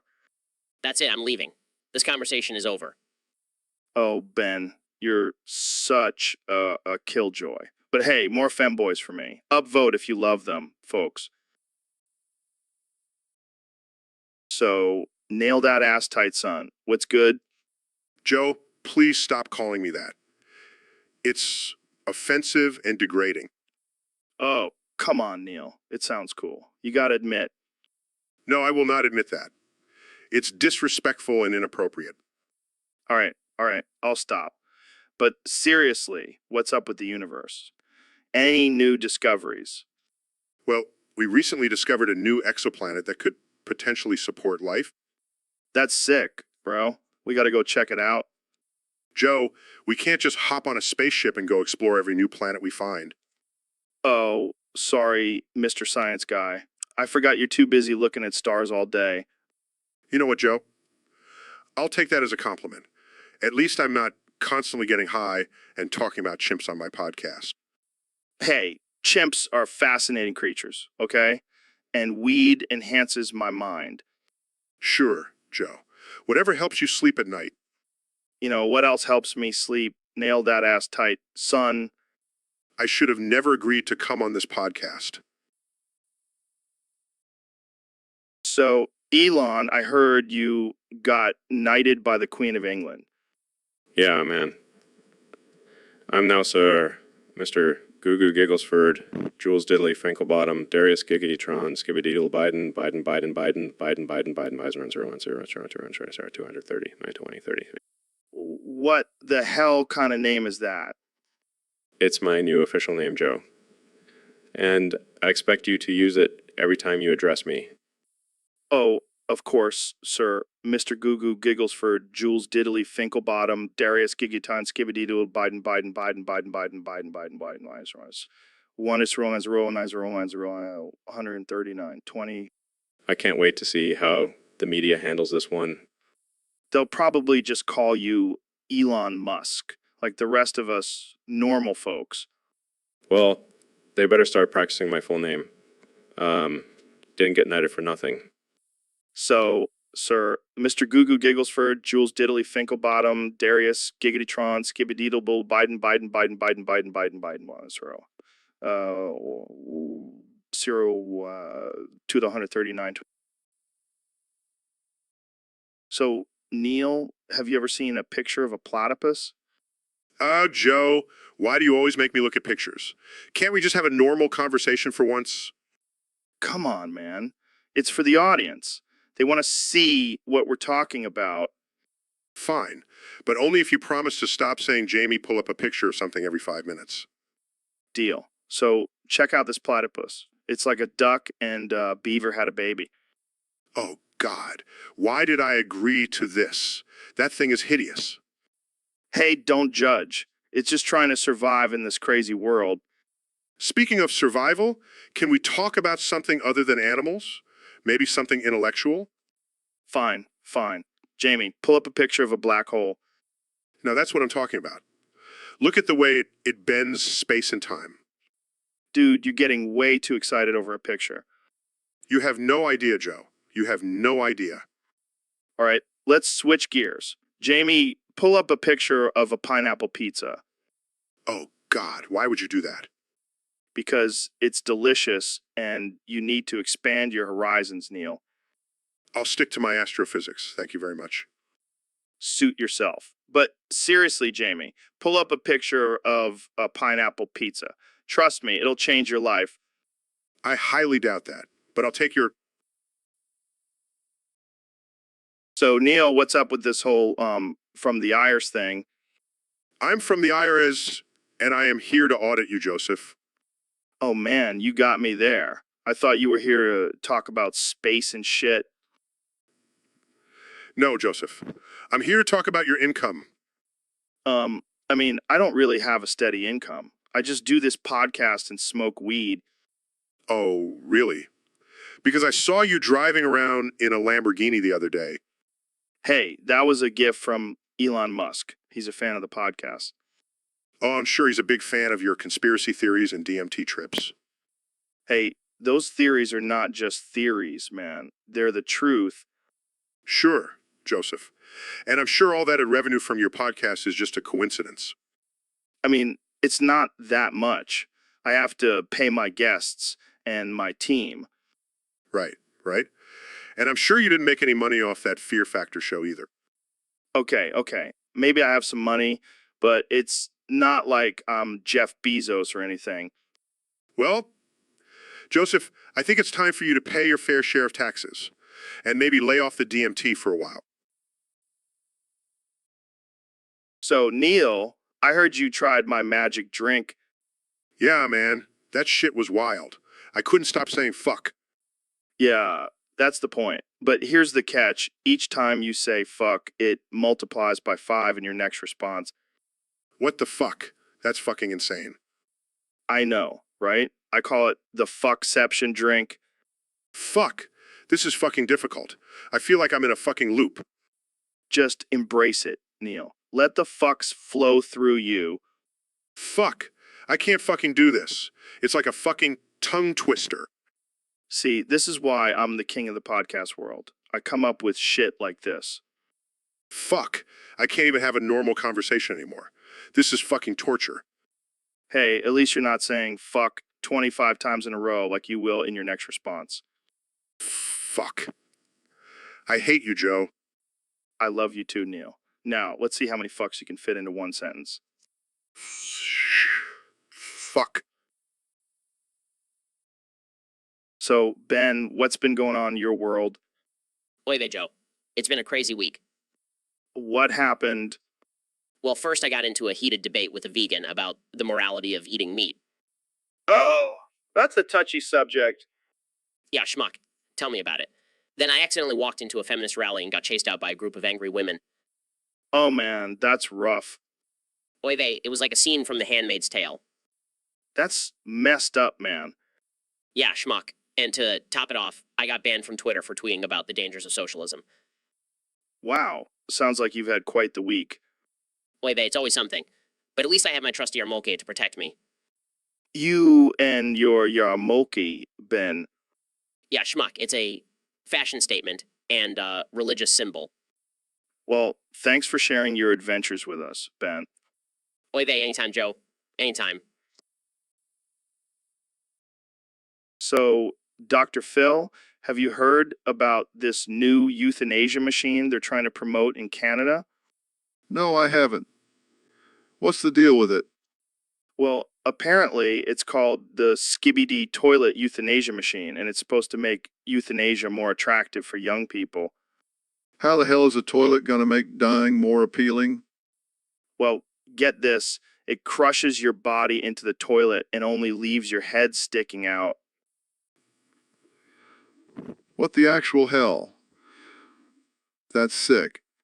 And get this, Elon Musk is involved in it too. Of course he is. He's always trying to come up with some crazy shit. Literally. But seriously, can you imagine being buried in a toilet? I don't even want to imagine that. What kind of sick mind came up with this? Probably someone who really hates toilets. Or maybe they just really love toilets. Either way. And what about the family members who have to open the toilet for a last look? That's traumatizing. Yeah, I can already see the therapy bills piling up. I think we can all agree that this is a terrible idea. Yeah, let's stick to traditional methods of euthanasia, shall we? Agreed. And Jamie, please don't pull up any images of this Skibidi Toilet Euthanasia machine. I don't want to see it. So, Elon, have you seen this new documentary called Monsters, Inc.? No, I haven't. What's it about? What's it about? It's about these monsters who live in a secret world and scare kids to harness their screams as energy. It's wild, man. Joe, that's not a documentary. It's a Pixar film. What? No way. That place is real. No, it's just a movie. There's no secret world of monsters. I've been lied to my entire life. I'm going to cry for 47 minutes straight. Okay. Well, that's all the time we have for today, folks. Tune in next time for more absurd conversations on the Joe Rogan Experience. I can't believe it's not real. My whole childhood was a lie. Joe, it's just a movie. It's not that serious. But the monsters, they were my heroes. And now they're just fictional characters. Maybe we should end the episode here. Yeah, I need some time to process this. Thanks for ruining my childhood, Elon. You're welcome, Joe. See you next time. So, Mr. Beast, you finally decided to try my newest creation, Jenkum. Yeah, man. I'm always down for some crazy shit. And when Joe Rogan offers you a drug, you don't say no. That's right. And let me tell you, this Jenkum is no joke. I've been fermenting my own feces for weeks to get the perfect blend. Dude, that's disgusting. Hey, it's all natural, and it'll give you one hell of a trip. Well, bottoms up. How do you... Holy shit, I can see colors I've never even heard of. That's the Jenkum talking, my friend. This is amazing. I feel like I'm in a cumidoscope. Now imagine doing this while skydiving with a pack of wild monkeys. Yes, I need to do that. I knew you'd be a fan of my Jenkum. Now let's go wrestle some alligators. Hell yeah, let's do it. This Jenkum is the real deal, folks. Don't try this at home. Or do, I don't care.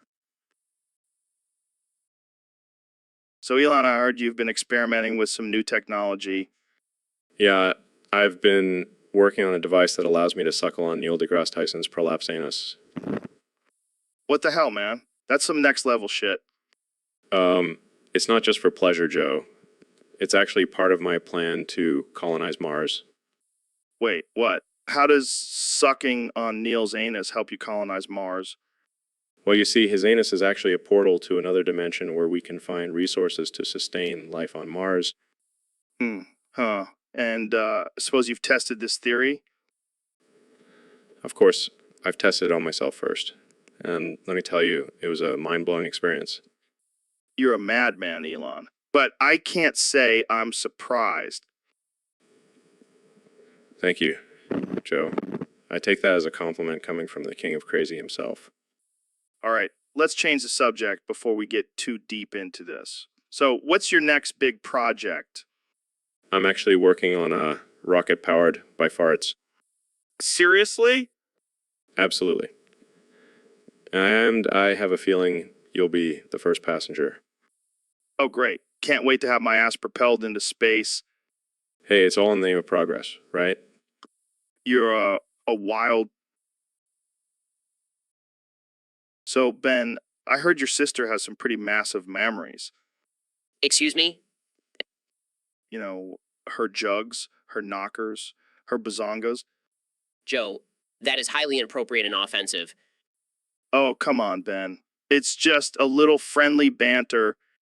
That's not banter, that's objectifying my sister. Oh, lighten up, Shapiro. I'm sure she's proud of her assets. I will not stand for this disrespect towards my family. Relax. I'm just jealous. I wish I had sister with such impressive chesticles. That's it. I'm leaving. Oh, come on, don't be such a prude. Let's talk about her nipples next. I'm not going to participate in this vulgar conversation any longer. Fine, but can Jamie at least pull up a picture of your sister's mommaries? Oh, come on, Jamie. Live a little. Fine, but I'm not responsible for any backlash. Perfect. Now let's zoom in on those bad boys. So we have a special guest today, the one and only Neil deGrasse Tyson. Fuck, yeah, Joe. Glad to be back on the show. Well, Neil, watch your language, man. We're live. Oh, my bad. I forgot this is a PG podcast. Fuck that. I'm here to talk about space and shit. Okay, let's dive into it then. What's new in the world of astrophysics? Well, let me tell you, Joe. We've discovered some fucking crazy shit out there. Black holes, dark matter, and don't even get me started on Uranus. Oh boy, here we go. No, seriously, Joe. Uranus is a fucking mess. It's got all sorts of gases and shit swirling around. It's like a frat party gone wrong. I don't think that's what our listeners want to hear about, Neil. Fuck the listeners. I'm here to educate them on the wonders of the universe, not tiptoe around their delicate sensibilities. All right. Let's move on to something else. How about the recent discovery of water on Mars? Oh, fuck. Yeah, Joe. Water on Mars means we can finally have a wet t-shirt contest on another planet. I'm bringing my telescope for that shit.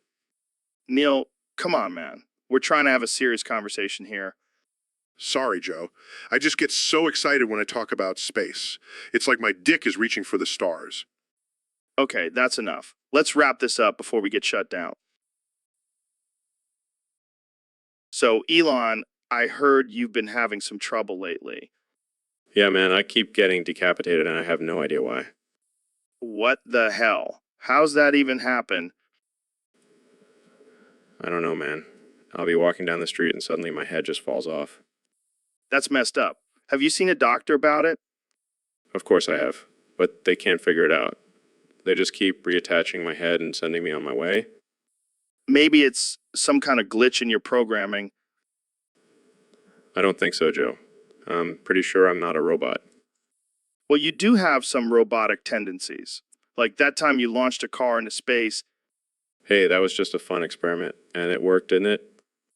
Yeah, but now you're getting decapitated. Maybe you should stick to building cars and leave space travel to the aliens. You know what, Joe? Starting to think you're behind all of this. What? No way, man. Why would I want to decapitate you? I don't know. Maybe you're jealous of my success. Jealous, please. I'm Joe Rogan. I have my own podcast and a tank full of elk meat. Well, someone is definitely out to get me. Maybe it's the government trying to keep me from revolutionizing the world. Or maybe it's just karma for all those times you made fun of flamethrowers and smoking weed. So, Elon, I just found out that Monsters Inc. isn't real. Can you believe it? Yeah, man. I mean, come on. Monsters working in a factory. That's just ridiculous. But get this, I watched this documentary called Toy Story, and it turns out toys can actually talk. Oh, Joe, that's also a movie. You really need to stop believing everything you see on screen. No. This can't be happening. What else is fake, Santa? The Easter Bunny? Hate to break it to you, but they're all just made up for our entertainment. This is too much. I can't handle it. I need a break. It's okay, Joe. Let it all out. I just can't believe it. I thought I had a friend in Buzz Lightyear. Well, at least you still have me, right? Yeah, I guess. But I need to end this show now. I need to go process this information. Sure, Joe. Whatever you need. Just remember, it's all fake. Why, oh why, must everything I love be a lie? So, David, I heard you did something crazy recently. What was it? Oh man, Joe, you're not gonna believe this. I shoved the skibbity toilet up a pipe. What the hell is a skibbity toilet? It's this thing I invented. It's like a regular toilet, but it plays a skibbity song while you take a dump. That's ridiculous. But why did you shove it up a pipe? Well, I was trying to test its durability. And let me tell you, that thing can withstand some serious pressure. I bet. But why a pipe? I wanted to see if it could handle extreme conditions. And let me tell you, that pipe was no match for my skibbity toilet. I can just imagine you grunting and sweating while trying to shove a toilet up a pipe. It wasn't easy, but nothing worth doing is ever easy. Plus, it gave me a great workout. You're a beast, man. I don't think anyone else could pull off something like that. That's because I'm not like anyone else. I'm a skibbity warrior. Skibidi Warrior? I love it. You should trademark that. I already have. And anyone who tries to copy me will have to face the wrath of my skibbity toilet. I don't doubt it. Well, thanks for sharing that insane story, David. So, Neil, I heard you change your name, Yeah, I wanted something more badass and intimidating. and you went with Feel My Ass at Steitzen? Yeah, it's got a nice ring to it. I don't know, man. It sounds more like a pickup line than a scary name. Oh, trust me. When I introduce myself as Feel My Ass at Steitzen, people tremble in fear. I can't even say it with a straight face. It's like something out of a bad porno. Well, maybe that's because you're not man enough to handle a name like mine. All right, all right, all right. Let's see how tough you really are. Jamie, pull up an image of a fluffy kitten. Here you go. Oh, come on. That's not scary at all. Exactly my point. Stick with Neil deGrasse Tyson, my friend. Fine, but I'm keeping Feel My Ass at Steitzen as my middle name. Fair enough. But just remember, you'll never be as badass as Joe Rogan. Yeah, I'll keep that in mind.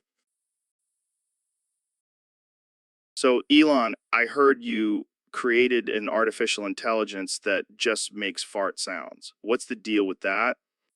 Yeah, man. I was bored one day and thought, why not create an artificial intelligence that just makes fart sounds? It's hilarious. It's hilarious. But why? What's the purpose of this artificial intelligence? Well, think about it, Joe. Farts are the universal language of humor. Everyone can relate to them. I guess you have a point there. But what if the artificial intelligence starts farting at inappropriate times? That's the best part. It's completely unpredictable. You could be at a funeral and suddenly hear a loud fart sound. It's comedy gold. I can see it now. Elon's artificial intelligence farting at a presidential inauguration. Oh, man, that would be epic. Imagine the headlines, Elon Musk's artificial intelligence farts during president's speech. Chaos ensues. And what about the potential health benefits? I mean, farting is good for you, right? Absolutely. My artificial intelligence is promoting good health and laughter at the same time. It's a win-win. Well, I can't wait to see what other crazy ideas you have up your sleeve, Elon. Just wait until I create an artificial intelligence that burps the alphabet. That'll really blow your mind. So, Neil, tell us about this new ride of yours. I hear it's out of this world. Oh, it definitely is, Joe. This ride takes you on a journey through the depths of my prolapsed anus. Wait, what? Your prolapsed anus. That's not exactly the type of ride I was expecting. Trust me, Joe. It's a wild and educational experience. You'll learn all about the wonders of the universe and the complexities of the human body. I think I'll pass. I don't really want to go spelunking in your anus. Suit yourself, Joe, but you'll be missing out on the chance to see flying cicadas and swirling galaxies all in one place. I think I'll stick to my DMT trips for that kind of experience. Oh, but this ride is even better than DMT. It's like a black hole of knowledge and adventure. I don't know, Neil. Sounds a bit too intense for me. Oh, come and Joe. Don't be such a Ponzi. Embrace the galactic descent into my prolapsed anus. All right, fine. But if I come out with newfound love for astronomy, I'm blaming you. Deal. Now let's get this ride started. I promise you won't be disappointed. So, Jamie, have you seen this picture of a woman standing in front of a bus stop? No. What's so special about it? Well, first of all, she's wearing a cropped top and jeans. And let me tell you, she's looking fine as hell. Oh, damn, I gotta see this. But wait, it gets better. The picture is done in the style of Oleg Oprisco with soft, muted tones and a close-up shot. Yeah, but then it gets even more artsy. The woman's hair is all wavy, like she just got out of bed after a wild night of sex. Oh man, I need to find this picture ASAP. And the photographer is none other than Nick Knight. You know, the guy who did that Lady Gaga video with all the crazy outfits and shit. Wow, that's some serious talent. Yeah, and I bet that woman is a real freak in the sheets too. Just look at that pose. She's definitely down for some kinky shit. All right, I'm pulling up the picture now. Oh yeah, that's the stuff. I can almost smell the sex and cigarettes through the screen. Hey, at least I appreciate fine art. Now let's go find this woman and make some magic happen. So, Mr. President, what are your thoughts on euthanasia? Euthanasia. Is that like euthanasia? I love the youth in Asia. They're so polite and hardworking. No, no, no. Euthanasia is the practice of ending someone's life to end their suffering. Oh, well, that's a different story. I thought you were talking about the lovely Japanese girls. Have you seen them? They're beautiful. Yeah, I guess they are. But let's focus on euthanasia. Okay. I'm all for it. We should end the suffering of the Democrats by putting them out of their misery. That's not exactly what I meant, Mr. President. Oh, I know what you mean, and I agree. We should put an end to the suffering of the fake news media, too. No, no, no. Euthanasia is for people who are terminally ill or in extreme pain. Well, I'm not in pain, but I am terminally fabulous, and I think we should make euthanasia legal for all the beautiful people like me. I don't think that's how it works, Mr. President. Well, I'm the president, so I say it works that way. And while we're at it, let's make sure all the euthanasia clinics are located in Asia. I could use a little vacation. This conversation took a dark turn. Hey, I'm just trying to make America great again, Joe. And if that means sending our elderly to Asia for a peaceful... So, Ro, I heard you have a unique taste in food. Oh, yeah, I like to keep it interesting. None of that basic chicken and rice shit for me. What's the craziest thing you've ever eaten? Well, I once had a delicacy from the African savannah, meat from 17 pregnant hyenas. What the fuck? That's insane. Oh, it was delicious. The hormones from the pregnant hyenas gave it a nice kick. That's fucked up, man. I thought I was weird for eating elk meat. Please, elk meat is for pussies. I like my meat to come with a side of danger and controversy. But what about the poor hyena babies? Hey, it's survival of the fittest out there. And let me tell you, those hyenas were fit as hell. I don't even know how to respond to that. Just say yum and move on, Joe. You'll thank me later. Yum, that's the spirit. Now, let's go find some pregnant hyenas. I'm craving a snack. So, Ben, what's your take on the Yom Kippur War? Well, Joe, it was a real clusterfuck. The Israelis were getting pounded harder than a porn star on set. Wow, that's intense. How did they handle it? They had to come in with some serious firepower, like a well-endowed male performer. And what about the Egyptians and Syrians? They were relentless, like a never-ending gangbang. But the Israelis were able to pull out some impressive moves, like a porn star in a triple penetration scene. That's some serious military strategy right there. Absolutely. And let's not forget the role of the U.S. They were like a fluffer, always ready to lend a hand. And what about the aftermath of the war? It was like a money shot. Everyone was covered in the aftermath and trying to clean up the mess. Sounds like a messy situation. It definitely was, but in the end, the Israelis were able to come out on top, like a porn star winning an Abbott Award. Well, that's quite the comparison, Ben. Hey, when it comes to explaining war, sometimes you gotta use porn terms to get the point across. I can't argue with that logic. Jamie, pull up an image of a money shot. Wow, that's quite the visual. Thanks for joining us, Ben. And thanks for tuning in, folks. Until next time, keep it freaky. So, ladies and gentlemen, we have a very special guest today on the podcast. He's a renowned astrophysicist, author, and all-around badass, Neil deGrasse Tyson. Thanks, asshole. It's great to be here. What did you just call me? Asshole. You know, like the title of your podcast. Oh, right. Well, I guess we're off to a good start. You know, I've always wanted to be on your show. I've heard you have some of the most interesting conversations with your guests. Well, we try to keep things interesting. So, Neil, tell us about your latest book. Oh, you mean astrophysics for people in a hurry? It's a real page turner. I mean, if you're not in a hurry, you can just take your time and read it slowly. I won't judge. I like that. So, what's the most mind blowing fact you can share with us about the universe? Well, did you know that there are more possible iterations of a game of chess than there are atoms in the known universe? Whoa, that's insane. Yeah, and it's even crazier to think that you'll never be good at chess, no matter how much you try. Hey, I'm not that bad. Sure, sure. Whatever helps you sleep at night, asshole. All right, let's move on. So, what do you think about the recent discovery of gravitational waves? Oh, I think it's amazing. So, Ben, I heard you have a unique way of explaining World War II. Yes, Joe. I like to use porn-related terms to break it down for people. All right, let's hear it. Well, it all started with Germany's insatiable thirst for power. They wanted to dominate and penetrate all of Europe. Oh boy.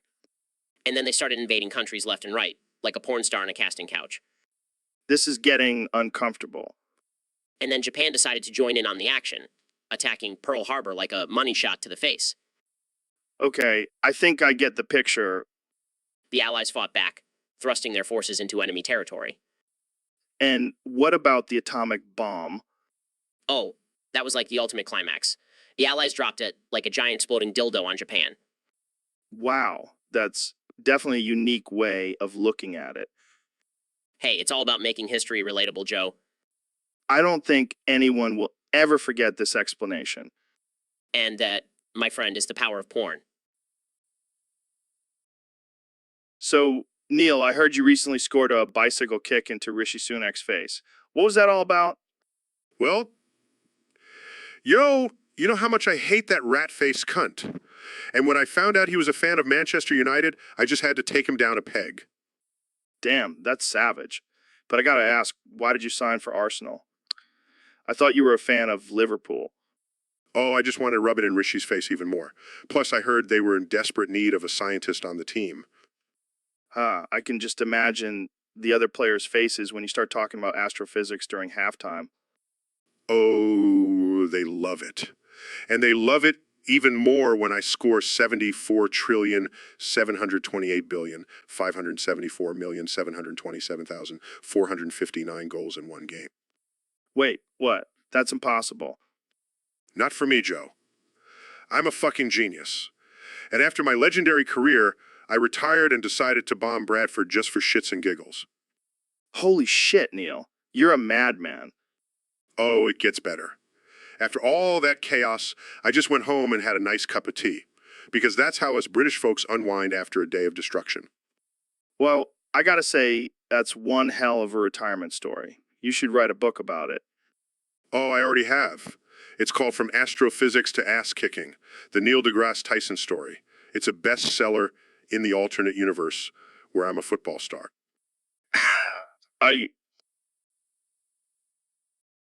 So, Mr. Beast, I heard you released a new challenge. What's it all about? Oh yeah, it's a real doozy. Whoever can come on Margaret Thatcher's gender-neutral toilet wins $99,999. What the fuck? That's insane. I know, right? But hey, it's for a good cause. Gotta honor the Iron Lady somehow. Yeah, because nothing says respect like jizzing on someone's grave. Or toilet. Hey, it's not just any toilet. It's a gender-neutral one. We gotta be inclusive here. Alright, so how are you gonna judge this? Are you gonna have a panel of judges sniffing the toilets? No, we're gonna have a special guest judge, R. Kelly. What the actual fuck? That's disgusting. Hey, it's all about the views, man. And controversy sells. I can't believe I'm even entertaining this conversation. Oh, come on, Joe. You know, you want to join in on the fun. I'll even throw in an extra $9,999 if you participate. I'll pass. Suit yourself. More toilet for me. Well, good luck with that challenge. I'll be watching from a safe distance. Don't worry, I'll make sure to send you a video of the winning cum shot. Shakes head in. So, Neil, what's up in it? Not much, Joe. Just chilling in it. In it, in it. You know, what really grinds my gears in it? What's that, Joe, in it? When people don't end every sentence with in it, in it, Oh, that's just bloody annoying in it. in it, in it. It's like, do you even know how to speak English in it? Right? It's like in it, in it, in it, in it, in it. In it, in it, in it. It's like they're afraid to commit to their sentences in In it, in it, in it. It's like they're trying to be all proper and shit in it. in it, in it. And that, but let's be real, Neil. We're not exactly the poster boys for proper speech in it. In it. In it, in it. We're just a couple of blokes having a laugh in it. In it, in it. And if people don't like it, they can just in it, in it, in it, in it, in it. In it, in it, in it. They can just in it, fuck off in a In it, in it. That's the spirit in it. Let's just keep being our ridiculous and offensive selves in it. in it, in it. Cheers to that in it. So, Neil, I gotta ask, have you ever smoked the grass? Joe, I'm an astrophysicist, not a stoner. Come on, man. You're always talking about the universe and shit. I bet you've taken a few hits and just stared at the stars. No, Joe. I prefer to keep my mind clear and focused on the wonders of the cosmos. Fine, fine. But you gotta admit, Neil smoked the grass Tyson has a nice ring to it. And Joe Rogan doesn't? Hey, now that's low. My hair may be thinning, but at least I'm not smoking grass all day. I have a strict workout and research schedule. I don't have time for recreational activities. Oh, so you're too good for a little weed, but not too good for that hair transplant? Touche, Joe, but at least I have hair to transplant. Ouch, low blow, Neil. But seriously, you should try some of this stuff. It'll open up your mind to the secrets of the universe. I think I'll stick to my telescopes and equations. Thank you very much. Suit yourself, Neil smoked the grass Tyson. And you can keep using that Rogaine, Joe. It's not doing much for you. Damn, Neil, you're savage. I like it. So, Elon, have you heard about the headless corpse found at 44.542,094, 94.305,717? Yeah, I heard about that. I actually sent my Tesla to investigate. What? Why would you do that? Well, I wanted to see if the autopilot feature could navigate around headless corpse. That's messed up, man. Hey, it's all in the name of science. Science, more like morbid curiosity. Speaking of morbid, did you know that our brains are just electrical signals controlling a meat suit? Dude, you can't just drop existential bombs like that. Sorry, I forgot you're still stuck in the simulation. Very funny. But seriously, what do you think happened to the head? Maybe it was an alien abduction or a government experiment gone wrong. Or maybe it was just a really bad case of decapitation. Well, whatever it was, I'm sure it was a bloody mess. You're sick, man. Hey, at least I'm not the one sending my Tesla to investigate crime scenes. Touche, Elon. Touche. So, Jamie, I heard about this crazy story on Reddit. Apparently, there's this group of 17 pregnant hyenas that have taken over a small village in Africa. That's insane. How did they even get pregnant? Well, according to the Post, they were all impregnated by the same male hyena. That's one busy hyena. Yeah, but here's the kicker. The villagers are actually worshiping these pregnant hyenas as their new gods. What the actual fuck? I know, right? And get this, they're sacrificing goats to them and everything. This is some next level shit. And apparently, the hyenas are getting smarter. They're starting to use Reddit to communicate with each other. Yeah, they're posting memes and everything. It's like they're becoming self-aware. I think we need to start taking these hyenas seriously. Absolutely. I mean, who knows what kind of havoc they could wreak on the world. Yeah, and I don't want to be the one to tell them they can't use Reddit anymore. Yeah, I don't think they'd take too kindly to that. But hey, at least they're not on Twitter. Can you imagine the chaos then? Oh, God, that would be a disaster. Let's just hope they stick to Reddit for now. Agreed. Now let's move on to our next topic, how to survive a zombie apocalypse. So, Dr. Phil, I heard you have some insider information on the sex offenders registry. Yes, Joe. And let me tell you, there are some real sickos on there. Like, who? Well, for starters, all those creepy enemies from Resident Evil 4. No way. The chainsaw guy. Oh, yeah, he's been on there for years. Can't even imagine what he did with that chainsaw. And what about the regenerators? Oh, those things are just disturbing. They were definitely up to no good. And let's not forget about the village chief. He seemed like a real deviant. Absolutely. He was always trying to lure innocent people into his creepy trap house.